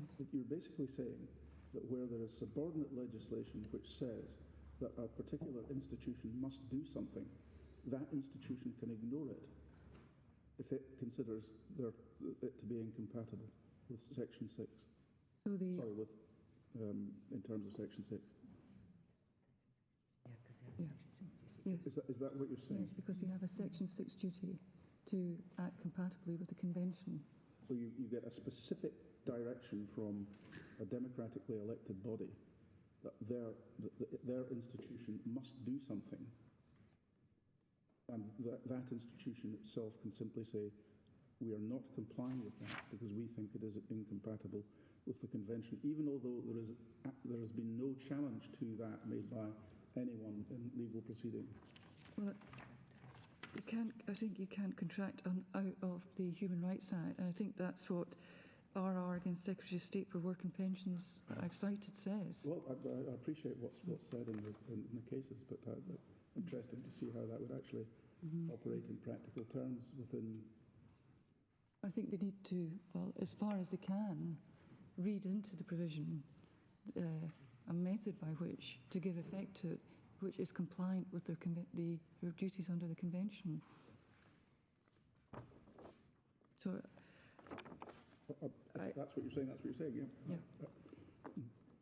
And I think it's not just what I'm saying, but it's what I see the text from the Supreme Court tells me.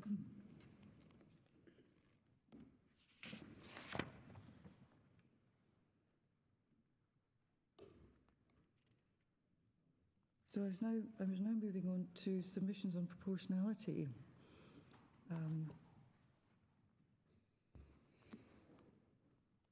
And I would say that in any given case, the public authority who requests and the public authority which grants the request will require to be satisfied on the particular facts that a safe access zone would be justified and compatible with the Convention.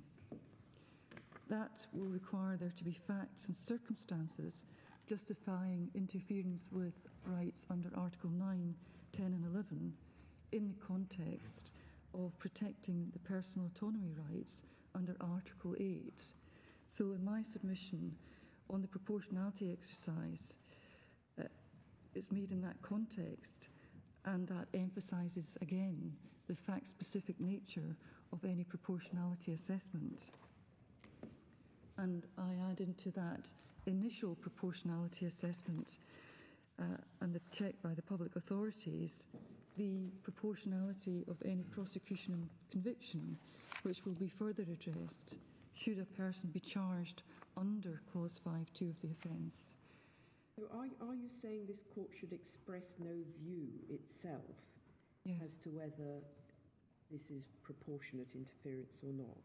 Well, I think the question that's been, the court should answer the question that's been asked, which if I return to the original question, which is whether the penal sanction with no provision of a reasonable excuse created by Clause 5.2 is outside the legislative competence of the Assembly by virtue of Section 62C of the 1998 Act, as it involves a disproportionate interference with Article 9, 10 and 11 rights of those who seek to express opposition to the provision of abortion treatment services in Northern Ireland. That's the question before the court. And I think on the analysis I've undertaken, the simple answer to it is yes, it is within the legislative competence. But if, no doubt, and I think... We have to give some reasons. Yes, why. that's what I was going to come on to say. Would those reasons include, should they include, our view as to whether this balance has been struck in a proportionate way or not? We just leave that open for the individual clinics and the Department of Health and the magistrates in due course. That's what I am suggesting has to happen, because of what the European jurisprudence tells us and what we know from all the cases, that really these issues can't be determined in the abstract and require to be fact-specific.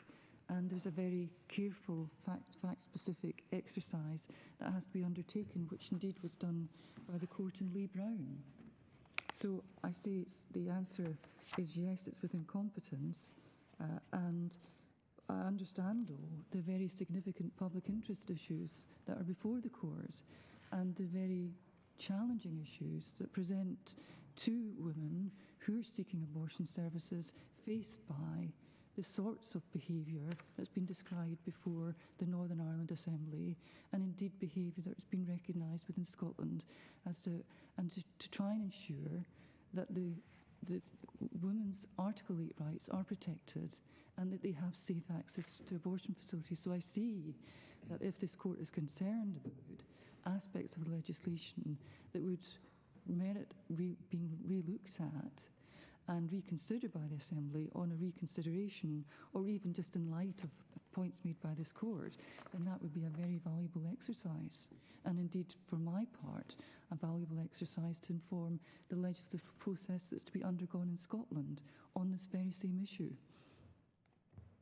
But I see the answer is yes, it's within competence, and there are all number of areas in which the Human Rights Act comes into effect in order to ensure that the balance between competing rights of individuals are properly considered and protected in the establishment of this new regime.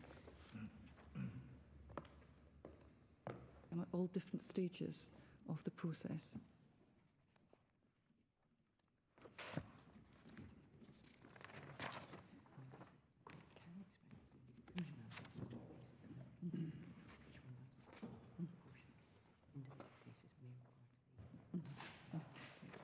I think I'm being assisted here in perhaps a better response to Lady Rose's question, is that the court can express a view on proportionality on the face of the bill. Individual cases may require to be looked at a later date. I think that's just in line with what I'm saying. That's the opposite of what you've just said. Yes. So which is it that you're saying? Well, I think I'm saying, and it's not the opposite of what I was just saying. My position is that you answered the question, and it's obviously, in my respectful submission, the terms of this bill are plainly within the legislative competence of the Parliament. This is an ab ante challenge, and I've explained that there are all sorts of protections that would be in place in the creation of a safe access zone and the prosecution of individuals in that. But it would be open to this court, if they chose, to express a different view from that in respect of which I'm saying. But my point is it's within the legislative competence of the Parliament.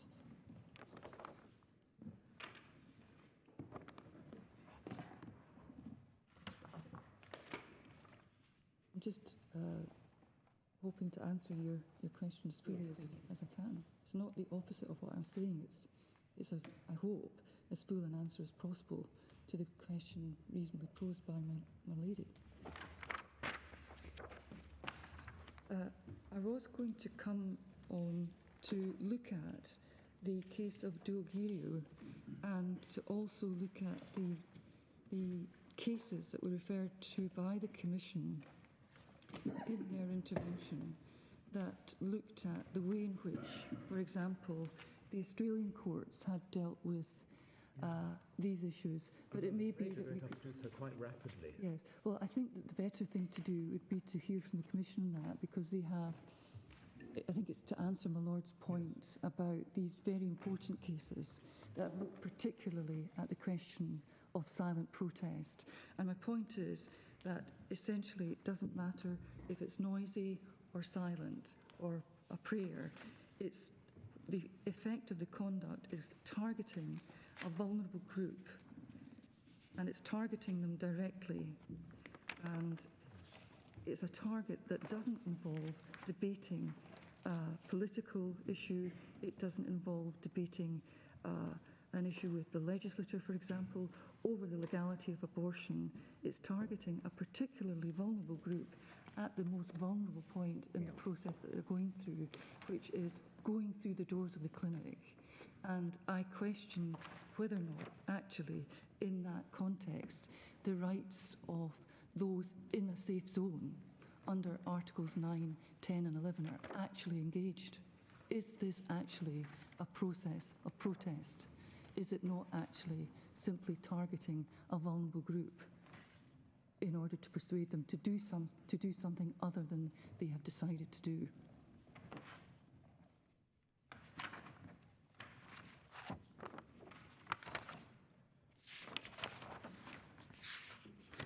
So I think I can complete my submissions there. I take no issue with the proportionality exercise set out, for example, in Bank Mellet against Her Majesty's Treasury. And I want to say essentially the short point that I make in conclusion is there is no necessity to build in a reasonable excuse defence to clause 5.2a to make it convention compliant.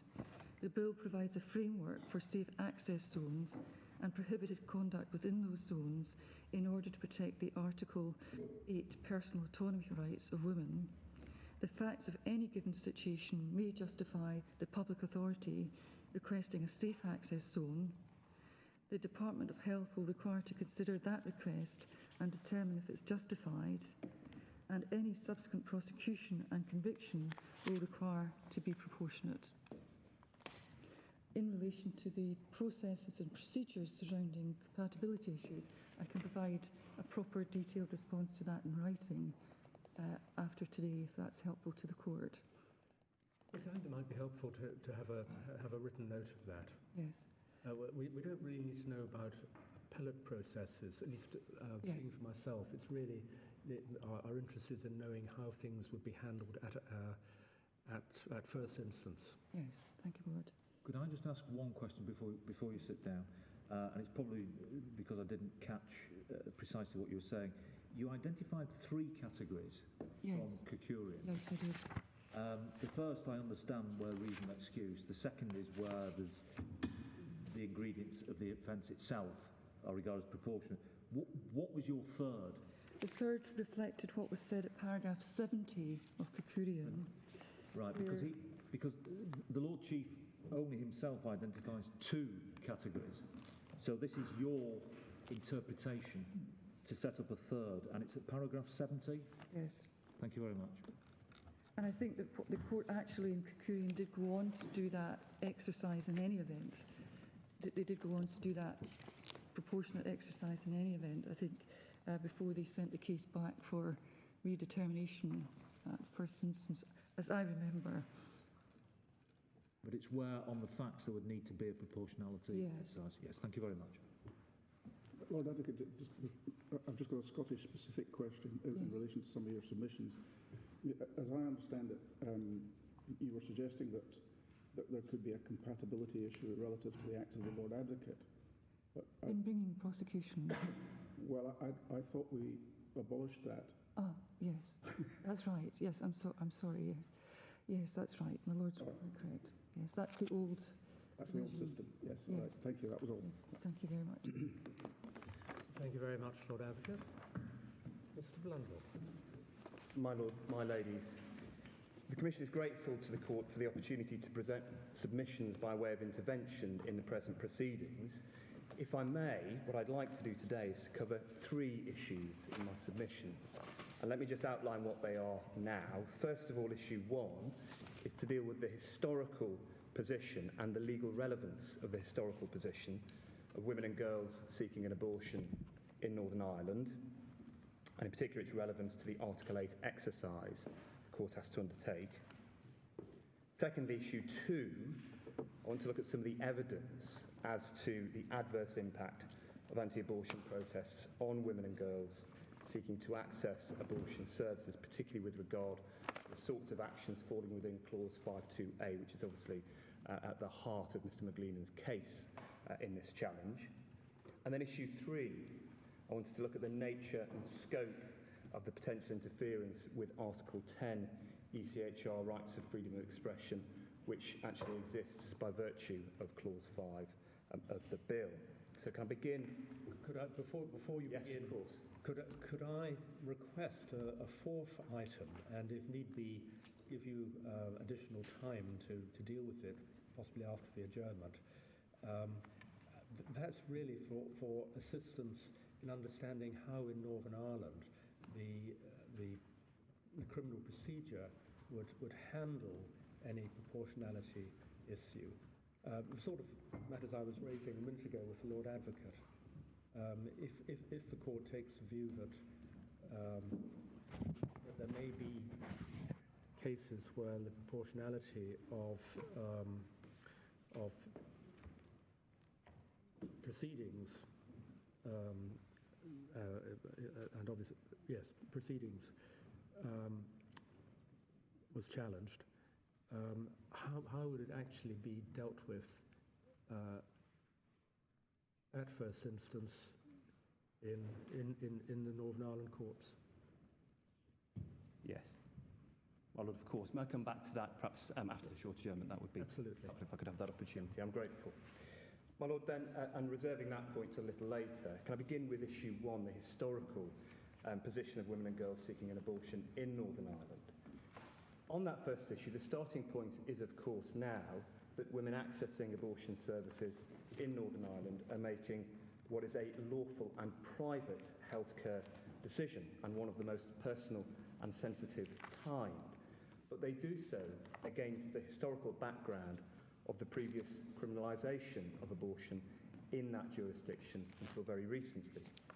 The legal relevance of the historical position to the Article 10 analysis is the Strasbourg Court's statement in the Perinchek case, which you saw yesterday. That was the case about the Armenian genocide prosecution.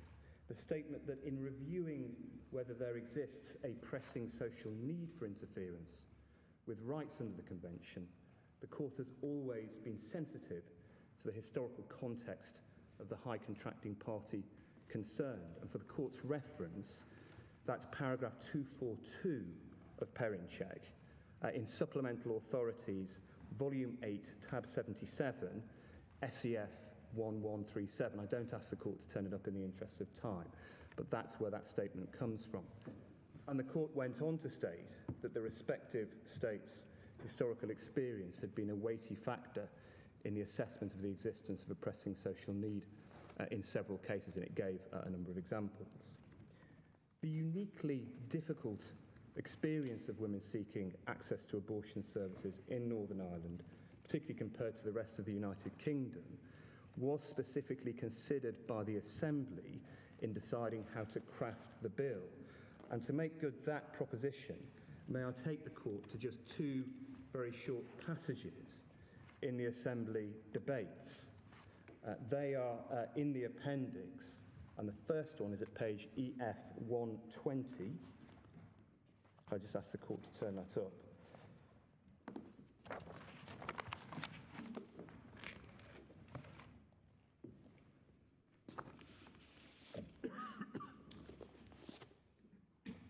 So legal context set by Perinchek. In the debates then at page 120, the Court will see towards the bottom of the page an entry for 1 p.m. This is Mr. O'Toole speaking. And he says this: "It's also worth saying that the right of women to seek reproductive health care has been denied in this society for decades. It ill behoves those who now complain about the right to freedom of assembly, free speech and protest to talk about rights, given the systematic denial of women's rights to seek the basic reproductive health care that existed in other parts of, yes, the United Kingdom. Some of those same people are very good at reminding us about the rights attached to citizenship of the UK, but they did not want rights for women in this place for a long time. Women now have those rights, and they should be able to access them without harassment and threat. That's then the start of a debate that continues. The second passage, if I can just take the court to, is at page 128,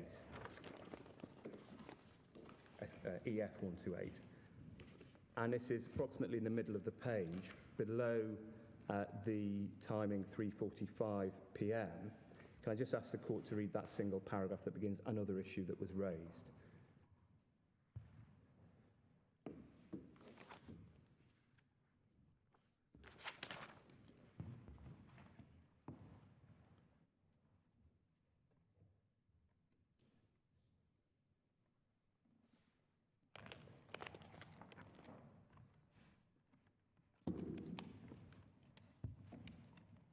Do we have the CEDAW report? We do, my lord, and that was the next passage I was going to set the court to. So, if that's a convenient moment, that's behind tab 110 in volume 10 of the supplemental authorities. It begins at page SEF 2074. And I ask the court to turn that up. So, the background, as I say, to this submission is legal relevance of historic position set by Perrincheck. Factual position is the Assembly did in fact consider this. And given the cross-reference to CEDAW, let me show you what's said there. Sorry, I said 110. I'm so sorry. That should be 105. My apologies. Tab 105, SEF 1971. 1971. 1971, my lord, that's right. Yeah. So this is the report of the UN CEDAW Committee. It's a report on its inquiry concerning the position in the United Kingdom. Just for context... sorry, page... so it's SEF 1971. Thank you. My apologies. So just for chronological context, this is a report which was produced shortly before the previous proceedings in this court brought by the Commission on the criminalisation provisions in Northern Ireland, and it's referred to in that judgment. It's dated the 23rd of February 2018. Again, to put this into context in terms of what was going on at the time it was examining, if the court looks at page SEF 1974, you'll see at the top of the page, paragraph 13, institutional and geographical limitations at small letter A. In 2015-2016, only 46 abortions were performed in Northern Ireland's public hospitals, yet in stark contrast, 724 women travelled for an abortion in England. Now, at that stage, abortion was, of course, generally criminalised. The only circumstance in which an abortion could be lawfully performed was if the common law test in the case of born was satisfied, which in effect required the continuation of pregnancy to lead to the woman becoming a physical or mental wreck, and there's discussion of that in the judgment of Lord Mance in the first set of Commission proceedings. So that explains why there was such a small number of abortions lawfully being carried out in Northern Ireland at the time. Nonetheless, there were still protests at that point, and one sees the fact-finding, so the facts as found by the committee, at paragraphs 19 and 20, so that's SEF 1975. Could I just ask the court to read those two paragraphs?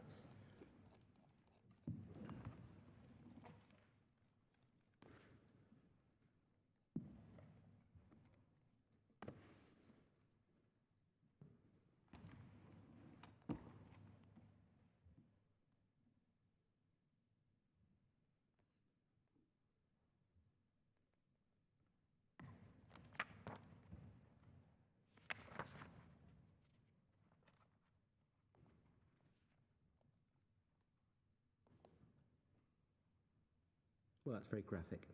My lord, it is. And it's consistent, as the court will appreciate, with the sorts of evidence that you'll see elsewhere in the papers. I will be making reference to one or two passages. I won't labour the point, because the court has the issue and it's there in other context.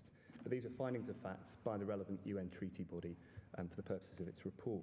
What they led to was obviously the conclusion at 20 that despite the limited legal provision, a effectively it was impossible to access, and part of the reason was the impunity of anti-abortion protesters for assaults perpetrated against women. So that, again, if one stands back for a moment, that's the context to what the Assembly is dealing with. That sets the context, the historical context, relevant per parent check for the Assembly's task.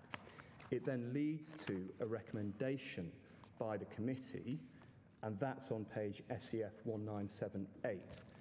You'll see, in fact, at 1977 that there are two sets of recommendations. There's a first draft of recommendations on the legal and institutional framework, paragraph 85 and down, and then at B, sexual reproductive health rights and services over the page, and at letter G, protect women from harassment by anti-abortion protesters by investigating complaints, prosecuting and punishing perpetrators. So again, certainly on the international plane, that is the legal context for the task which the Assembly, in part at least for the task which the Assembly was faced with when it came to consider how to craft a bill in these terms.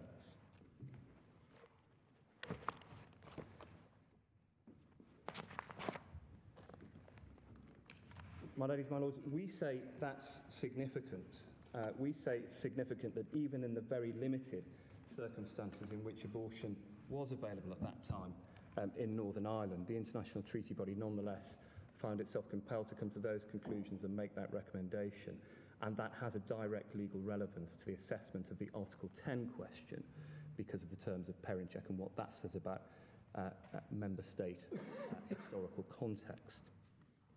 My lords, my ladies, that's what I wanted to say on my first issue about the historical position and the consideration of it by the Assembly. Now I move to my second issue then, which is evidence of impact of protests on women and girls seeking an abortion.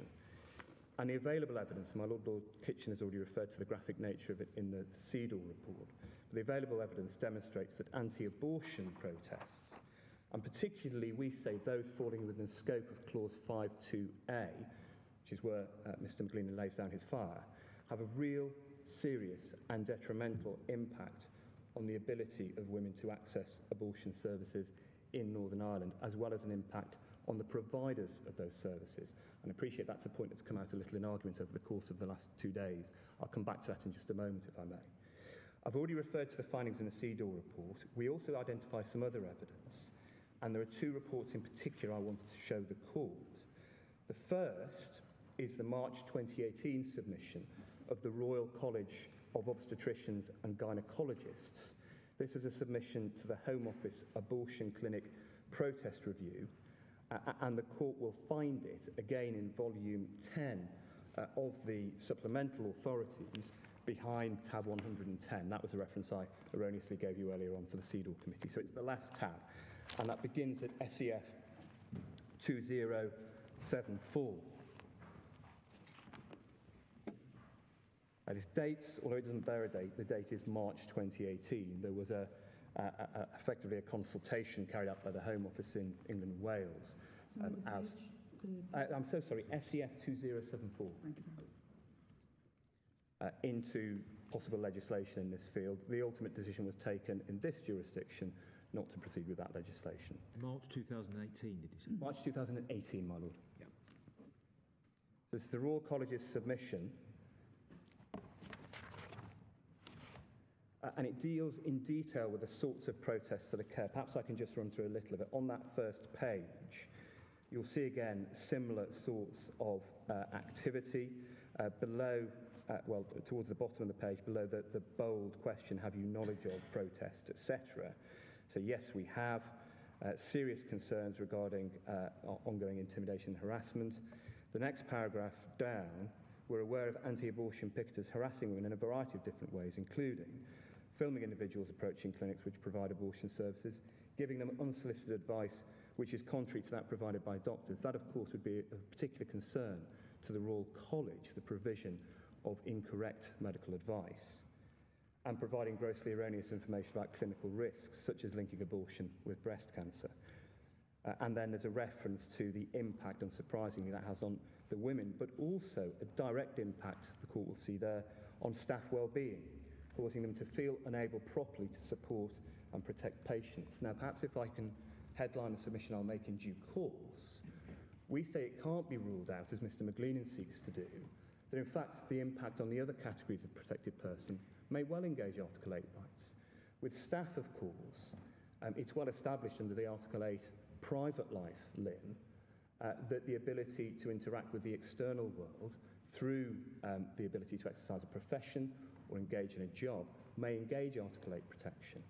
So there is a possibility, certainly, for the staff to have Article 8 rights engaged, and indeed, potentially, also for those who accompany the women. But even if that is not correct, the nub of the point is really this. It's essential to protect those individuals also in order to protect the women who are accessing the services. Because it doesn't take an awful lot to conceive of circumstances in which a woman already in an extremely vulnerable situation, you've seen the evidence the Commission produced in the first set of proceedings about rape, incest, serious fetal abnormality, all the rest of that, not being able to be accompanied by somebody who is supporting them in that very difficult decision as they walk through the door of the clinic, and furthermore, not being able to get the professional support that the clinicians and the professionals giving this evidence feel they are required to give would make the woman's position intolerable and indeed impossible. So I headline that point now, but that's the issue I'd come on to later on.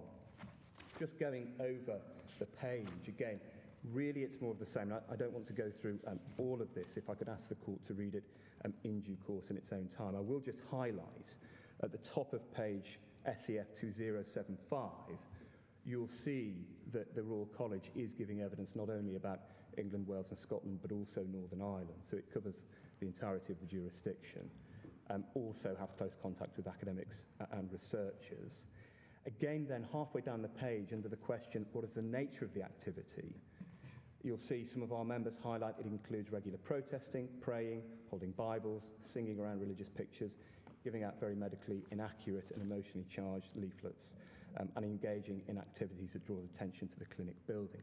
It's, to some degree, both the silent prayer vigil and also what's called in some of the Commonwealth case law, sidewalk counselling. It comes under different forms.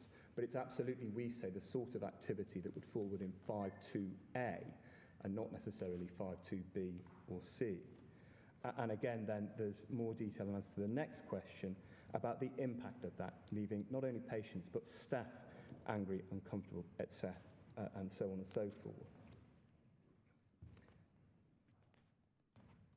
And there's an interesting account on the next page of the effectiveness of buffer zones introduced in Australia. Absolutely. Well, that is part of the reason we put this in. One of the unusual facets, of course, of this being a pre-consent reference is that there's been no findings of fact on relevant material before a first instance court. And of course, that's just a feature of the way the devolution legislation works. But that's why we thought it was important to put this material before the court, so you can at least see not only the experience in this jurisdiction and throughout the United Kingdom, but also the experience of the operation of legislation in other areas of the Commonwealth. And you'll have seen also that we have an annex which summarises some of the Commonwealth legislation in this field. And at the top of the next page, ending in 7.7. Although that's the next passage I was going to ask the court to read. Could I ask you to read those three paragraphs? The first paragraph supports what's said in the... I mean, that's evidence from doctors supporting what was found by the High Court of Australia. Absolutely. It's exactly the same finding. It may seem a small point, but do we know anything about the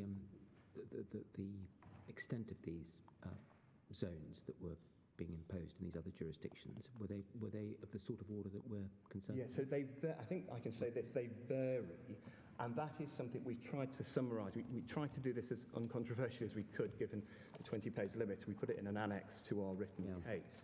But that annex, perhaps I can give the court the reference, you'll see the summary there. I don't want to distract me, but if you just give me the reference. Yes, of course. The annex begins at supplemental EF page 80. Yeah. And you'll see, just if the court turns there for a moment, for example, Australia, Queensland, safe access zone, paragraph 2, 150 metres. Potential prison sentences of a year. New South Wales, 150 metres. Australian Capital Territory, by contrast, paragraph 4, 50 metres and no bigger than necessary. And so on. I won't go through all of them, but we've tried to set out those key features of the legislation so that a comparison can be made. And if I can put it this way, the punchline of the submission that goes to that legislation is that certainly the choice, the legislative choice, after an informed debate in the Assembly here, is one that is entirely in keeping with the legislative choices made throughout the Commonwealth world. Indeed, it's more modest in some respects because it starts with 100 metres. It's more extensive in other respects because it's able to be extended to 250 metres. But just to put that in context, by reference to a landmark that this court perhaps will be familiar with, the frontage of the Palace of Westminster is approximately 300 metres long. So even if you have a protest zone at its maximum extent of 250 metres at one end of the palace precincts, you could lawfully have, under this legislation from Northern Ireland, a protest within sight and sound, to borrow the language from the Russian cases, before the other end of the palace precincts. And of course, if it was only a 100-metre zone, then it would be approximately a third of the way along. But just to put that in practical context. These are unlikely to be open spaces if that... And of course, yes, it may not be within sight and sound because of the road layout, but just to give a feel for what that actually looks like on the ground. 100 metres is measured from where? From the entrance? Or from the entrance. Oh, from the entrance. The entrance. So, my ladies, my lords, I was about to take you to those. Well, when you say the entrance, I think it was the premises, isn't it? I think it was the premises. Premises, I'm sorry. Which may not be the entrance. Yes, yes, I'm sorry. I think that's right. But those were the three passages I was going to take the court to in the Royal College's report. And we say that is a useful analysis, and particularly in terms of a comparison of application and indeed impact as well.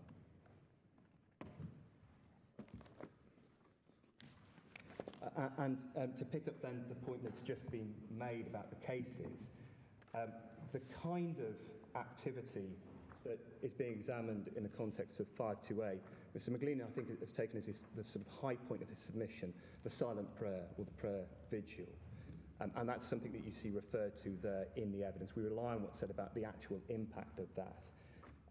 And indeed, we say it's self-evident that could have a very, very serious impact indeed. It's considered in the cases as well.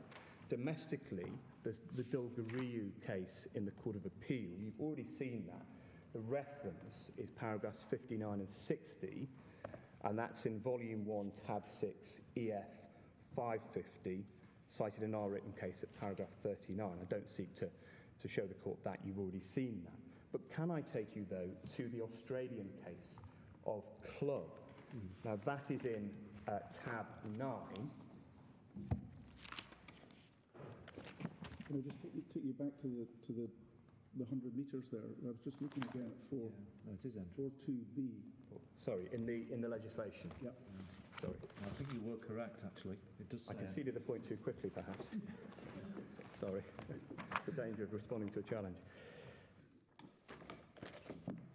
each entrance to or exit from. Yes. Yes. The premises, yeah. So I'll go back to my first answer. I'm so sorry. I should have checked that before I responded to my Lord's question. Yeah, so it looks as though the extent would depend on really the type of premises. Yes. I mean, if it's for example, a hospital surrounded by land, then it seems to be 150 metres from the perimeter. But if it were simply Yes. a building, say that you walk in off a public On street, the street. then all would be protected would be the public area lying within 100 metres of each entrance or exit. Yes.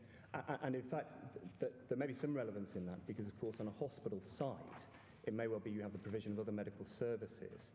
And so having the zone start from the entrance, perhaps to the hospital grounds, serves a utility in not having the other patients accessing hospital services also disturbed by what's going on.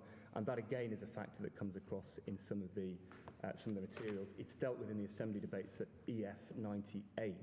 They deal with the fact that you often have, for example, women accessing services to do with medical problems over pregnancy in the same overall location as a provision providing abortion services. And of course, for them, seeing perhaps very graphic photos of late-stage abortions may be a deeply distressing experience, but for a slightly different reason.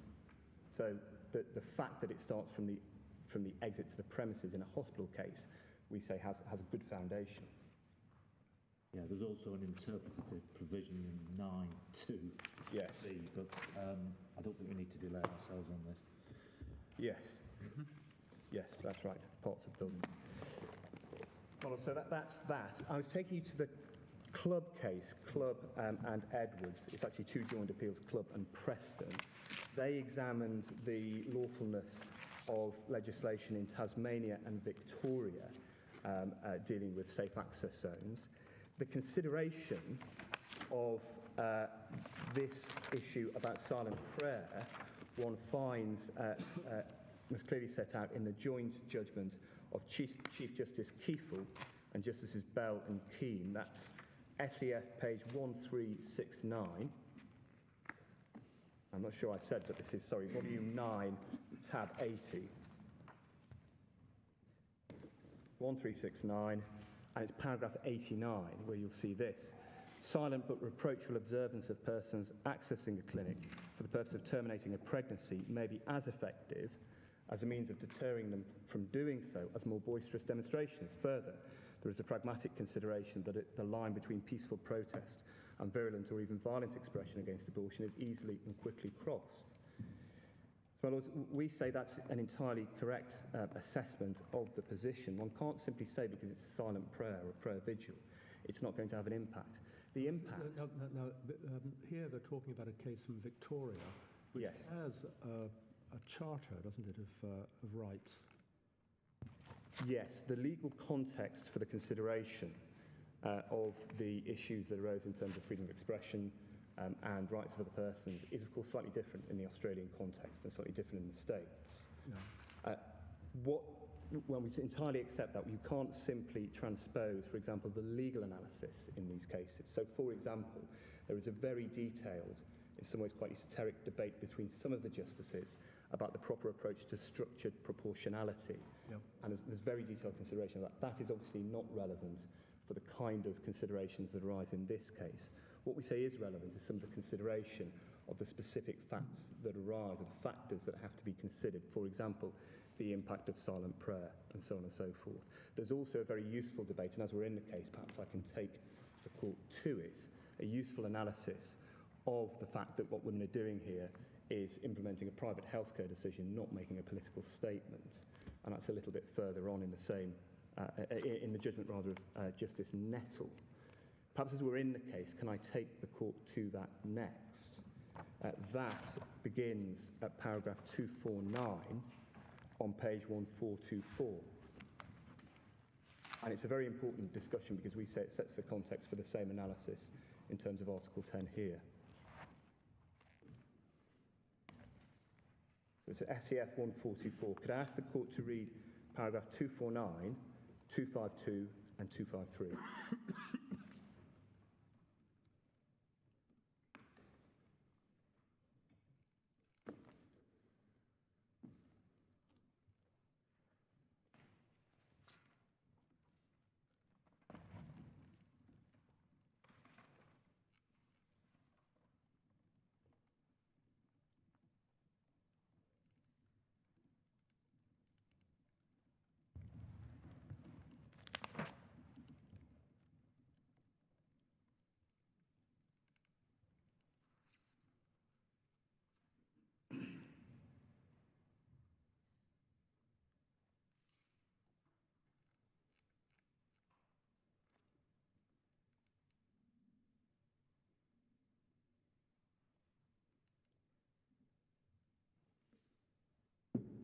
My lords, my ladies, perhaps to highlight one sentence in particular, the one at the end of paragraph 249, by contrast, a communication between a woman and her doctor as to the possible physiological and psychological sequelae of the woman undergoing an abortion is an apolitical personal communication.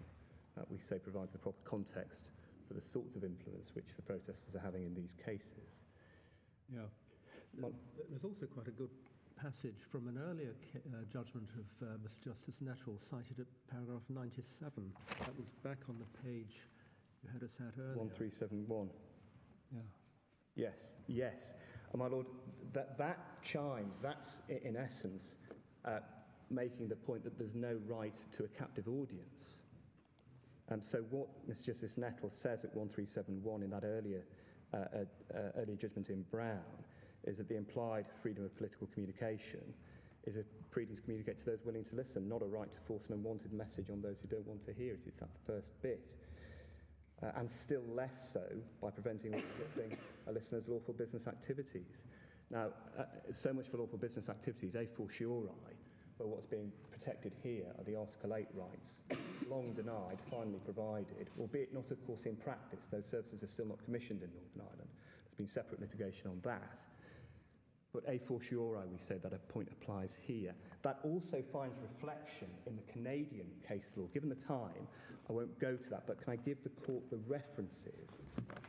So the relevant cases in Canada, which we've provided, which deal with no right to a captive audience, are Crown and Lewis, which is Supplemental Authorities, Volume 9, Tab 83, SEF 1668, at paragraph 142, SEF 1747, and also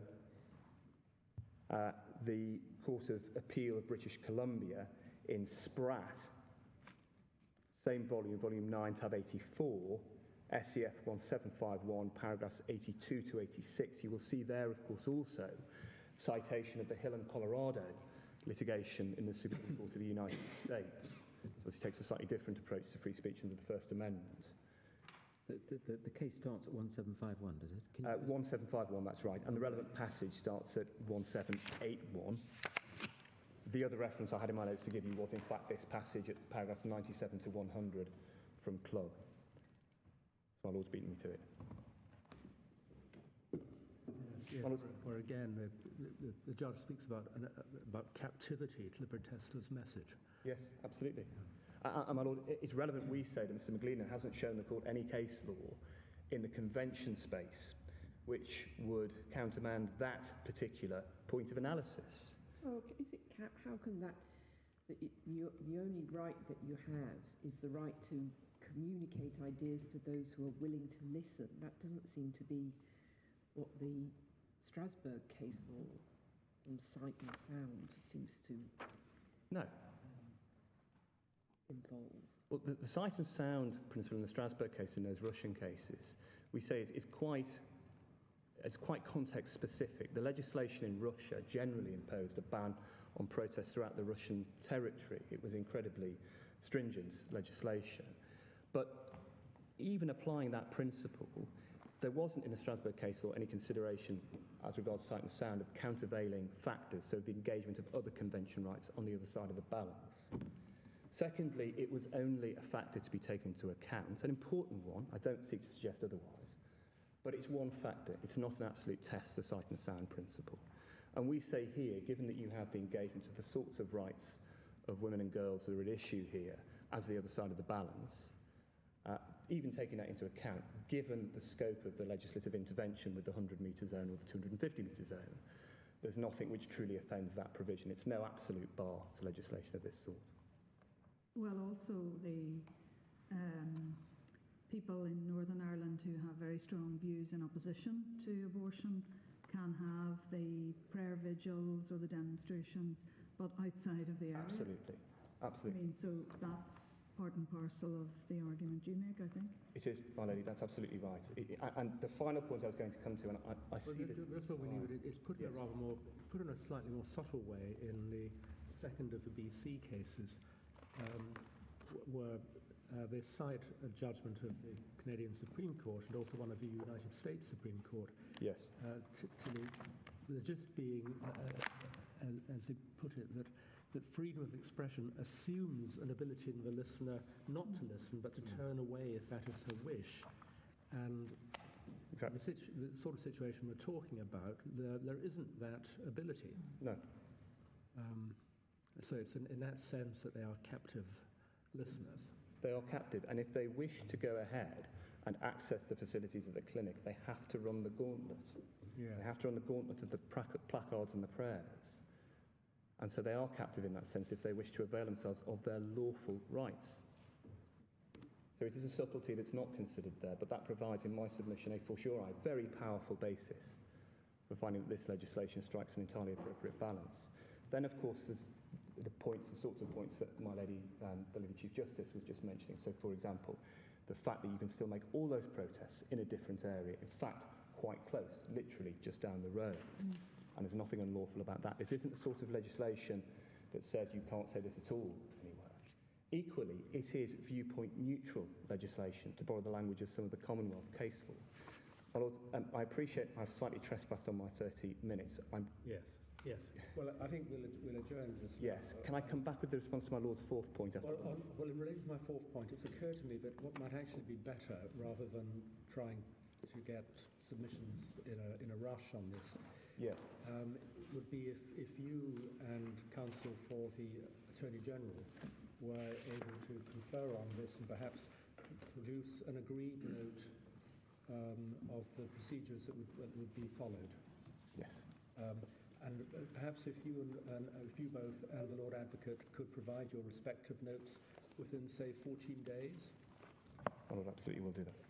And that's what we'll do then. Well, we'll adjourn just now, and unless you have any further thoughts that could be conveyed to us very briefly, then we'll then go on to Mr. Grant. Well, if I can just review it over lunch then. Very grateful indeed. Thank you.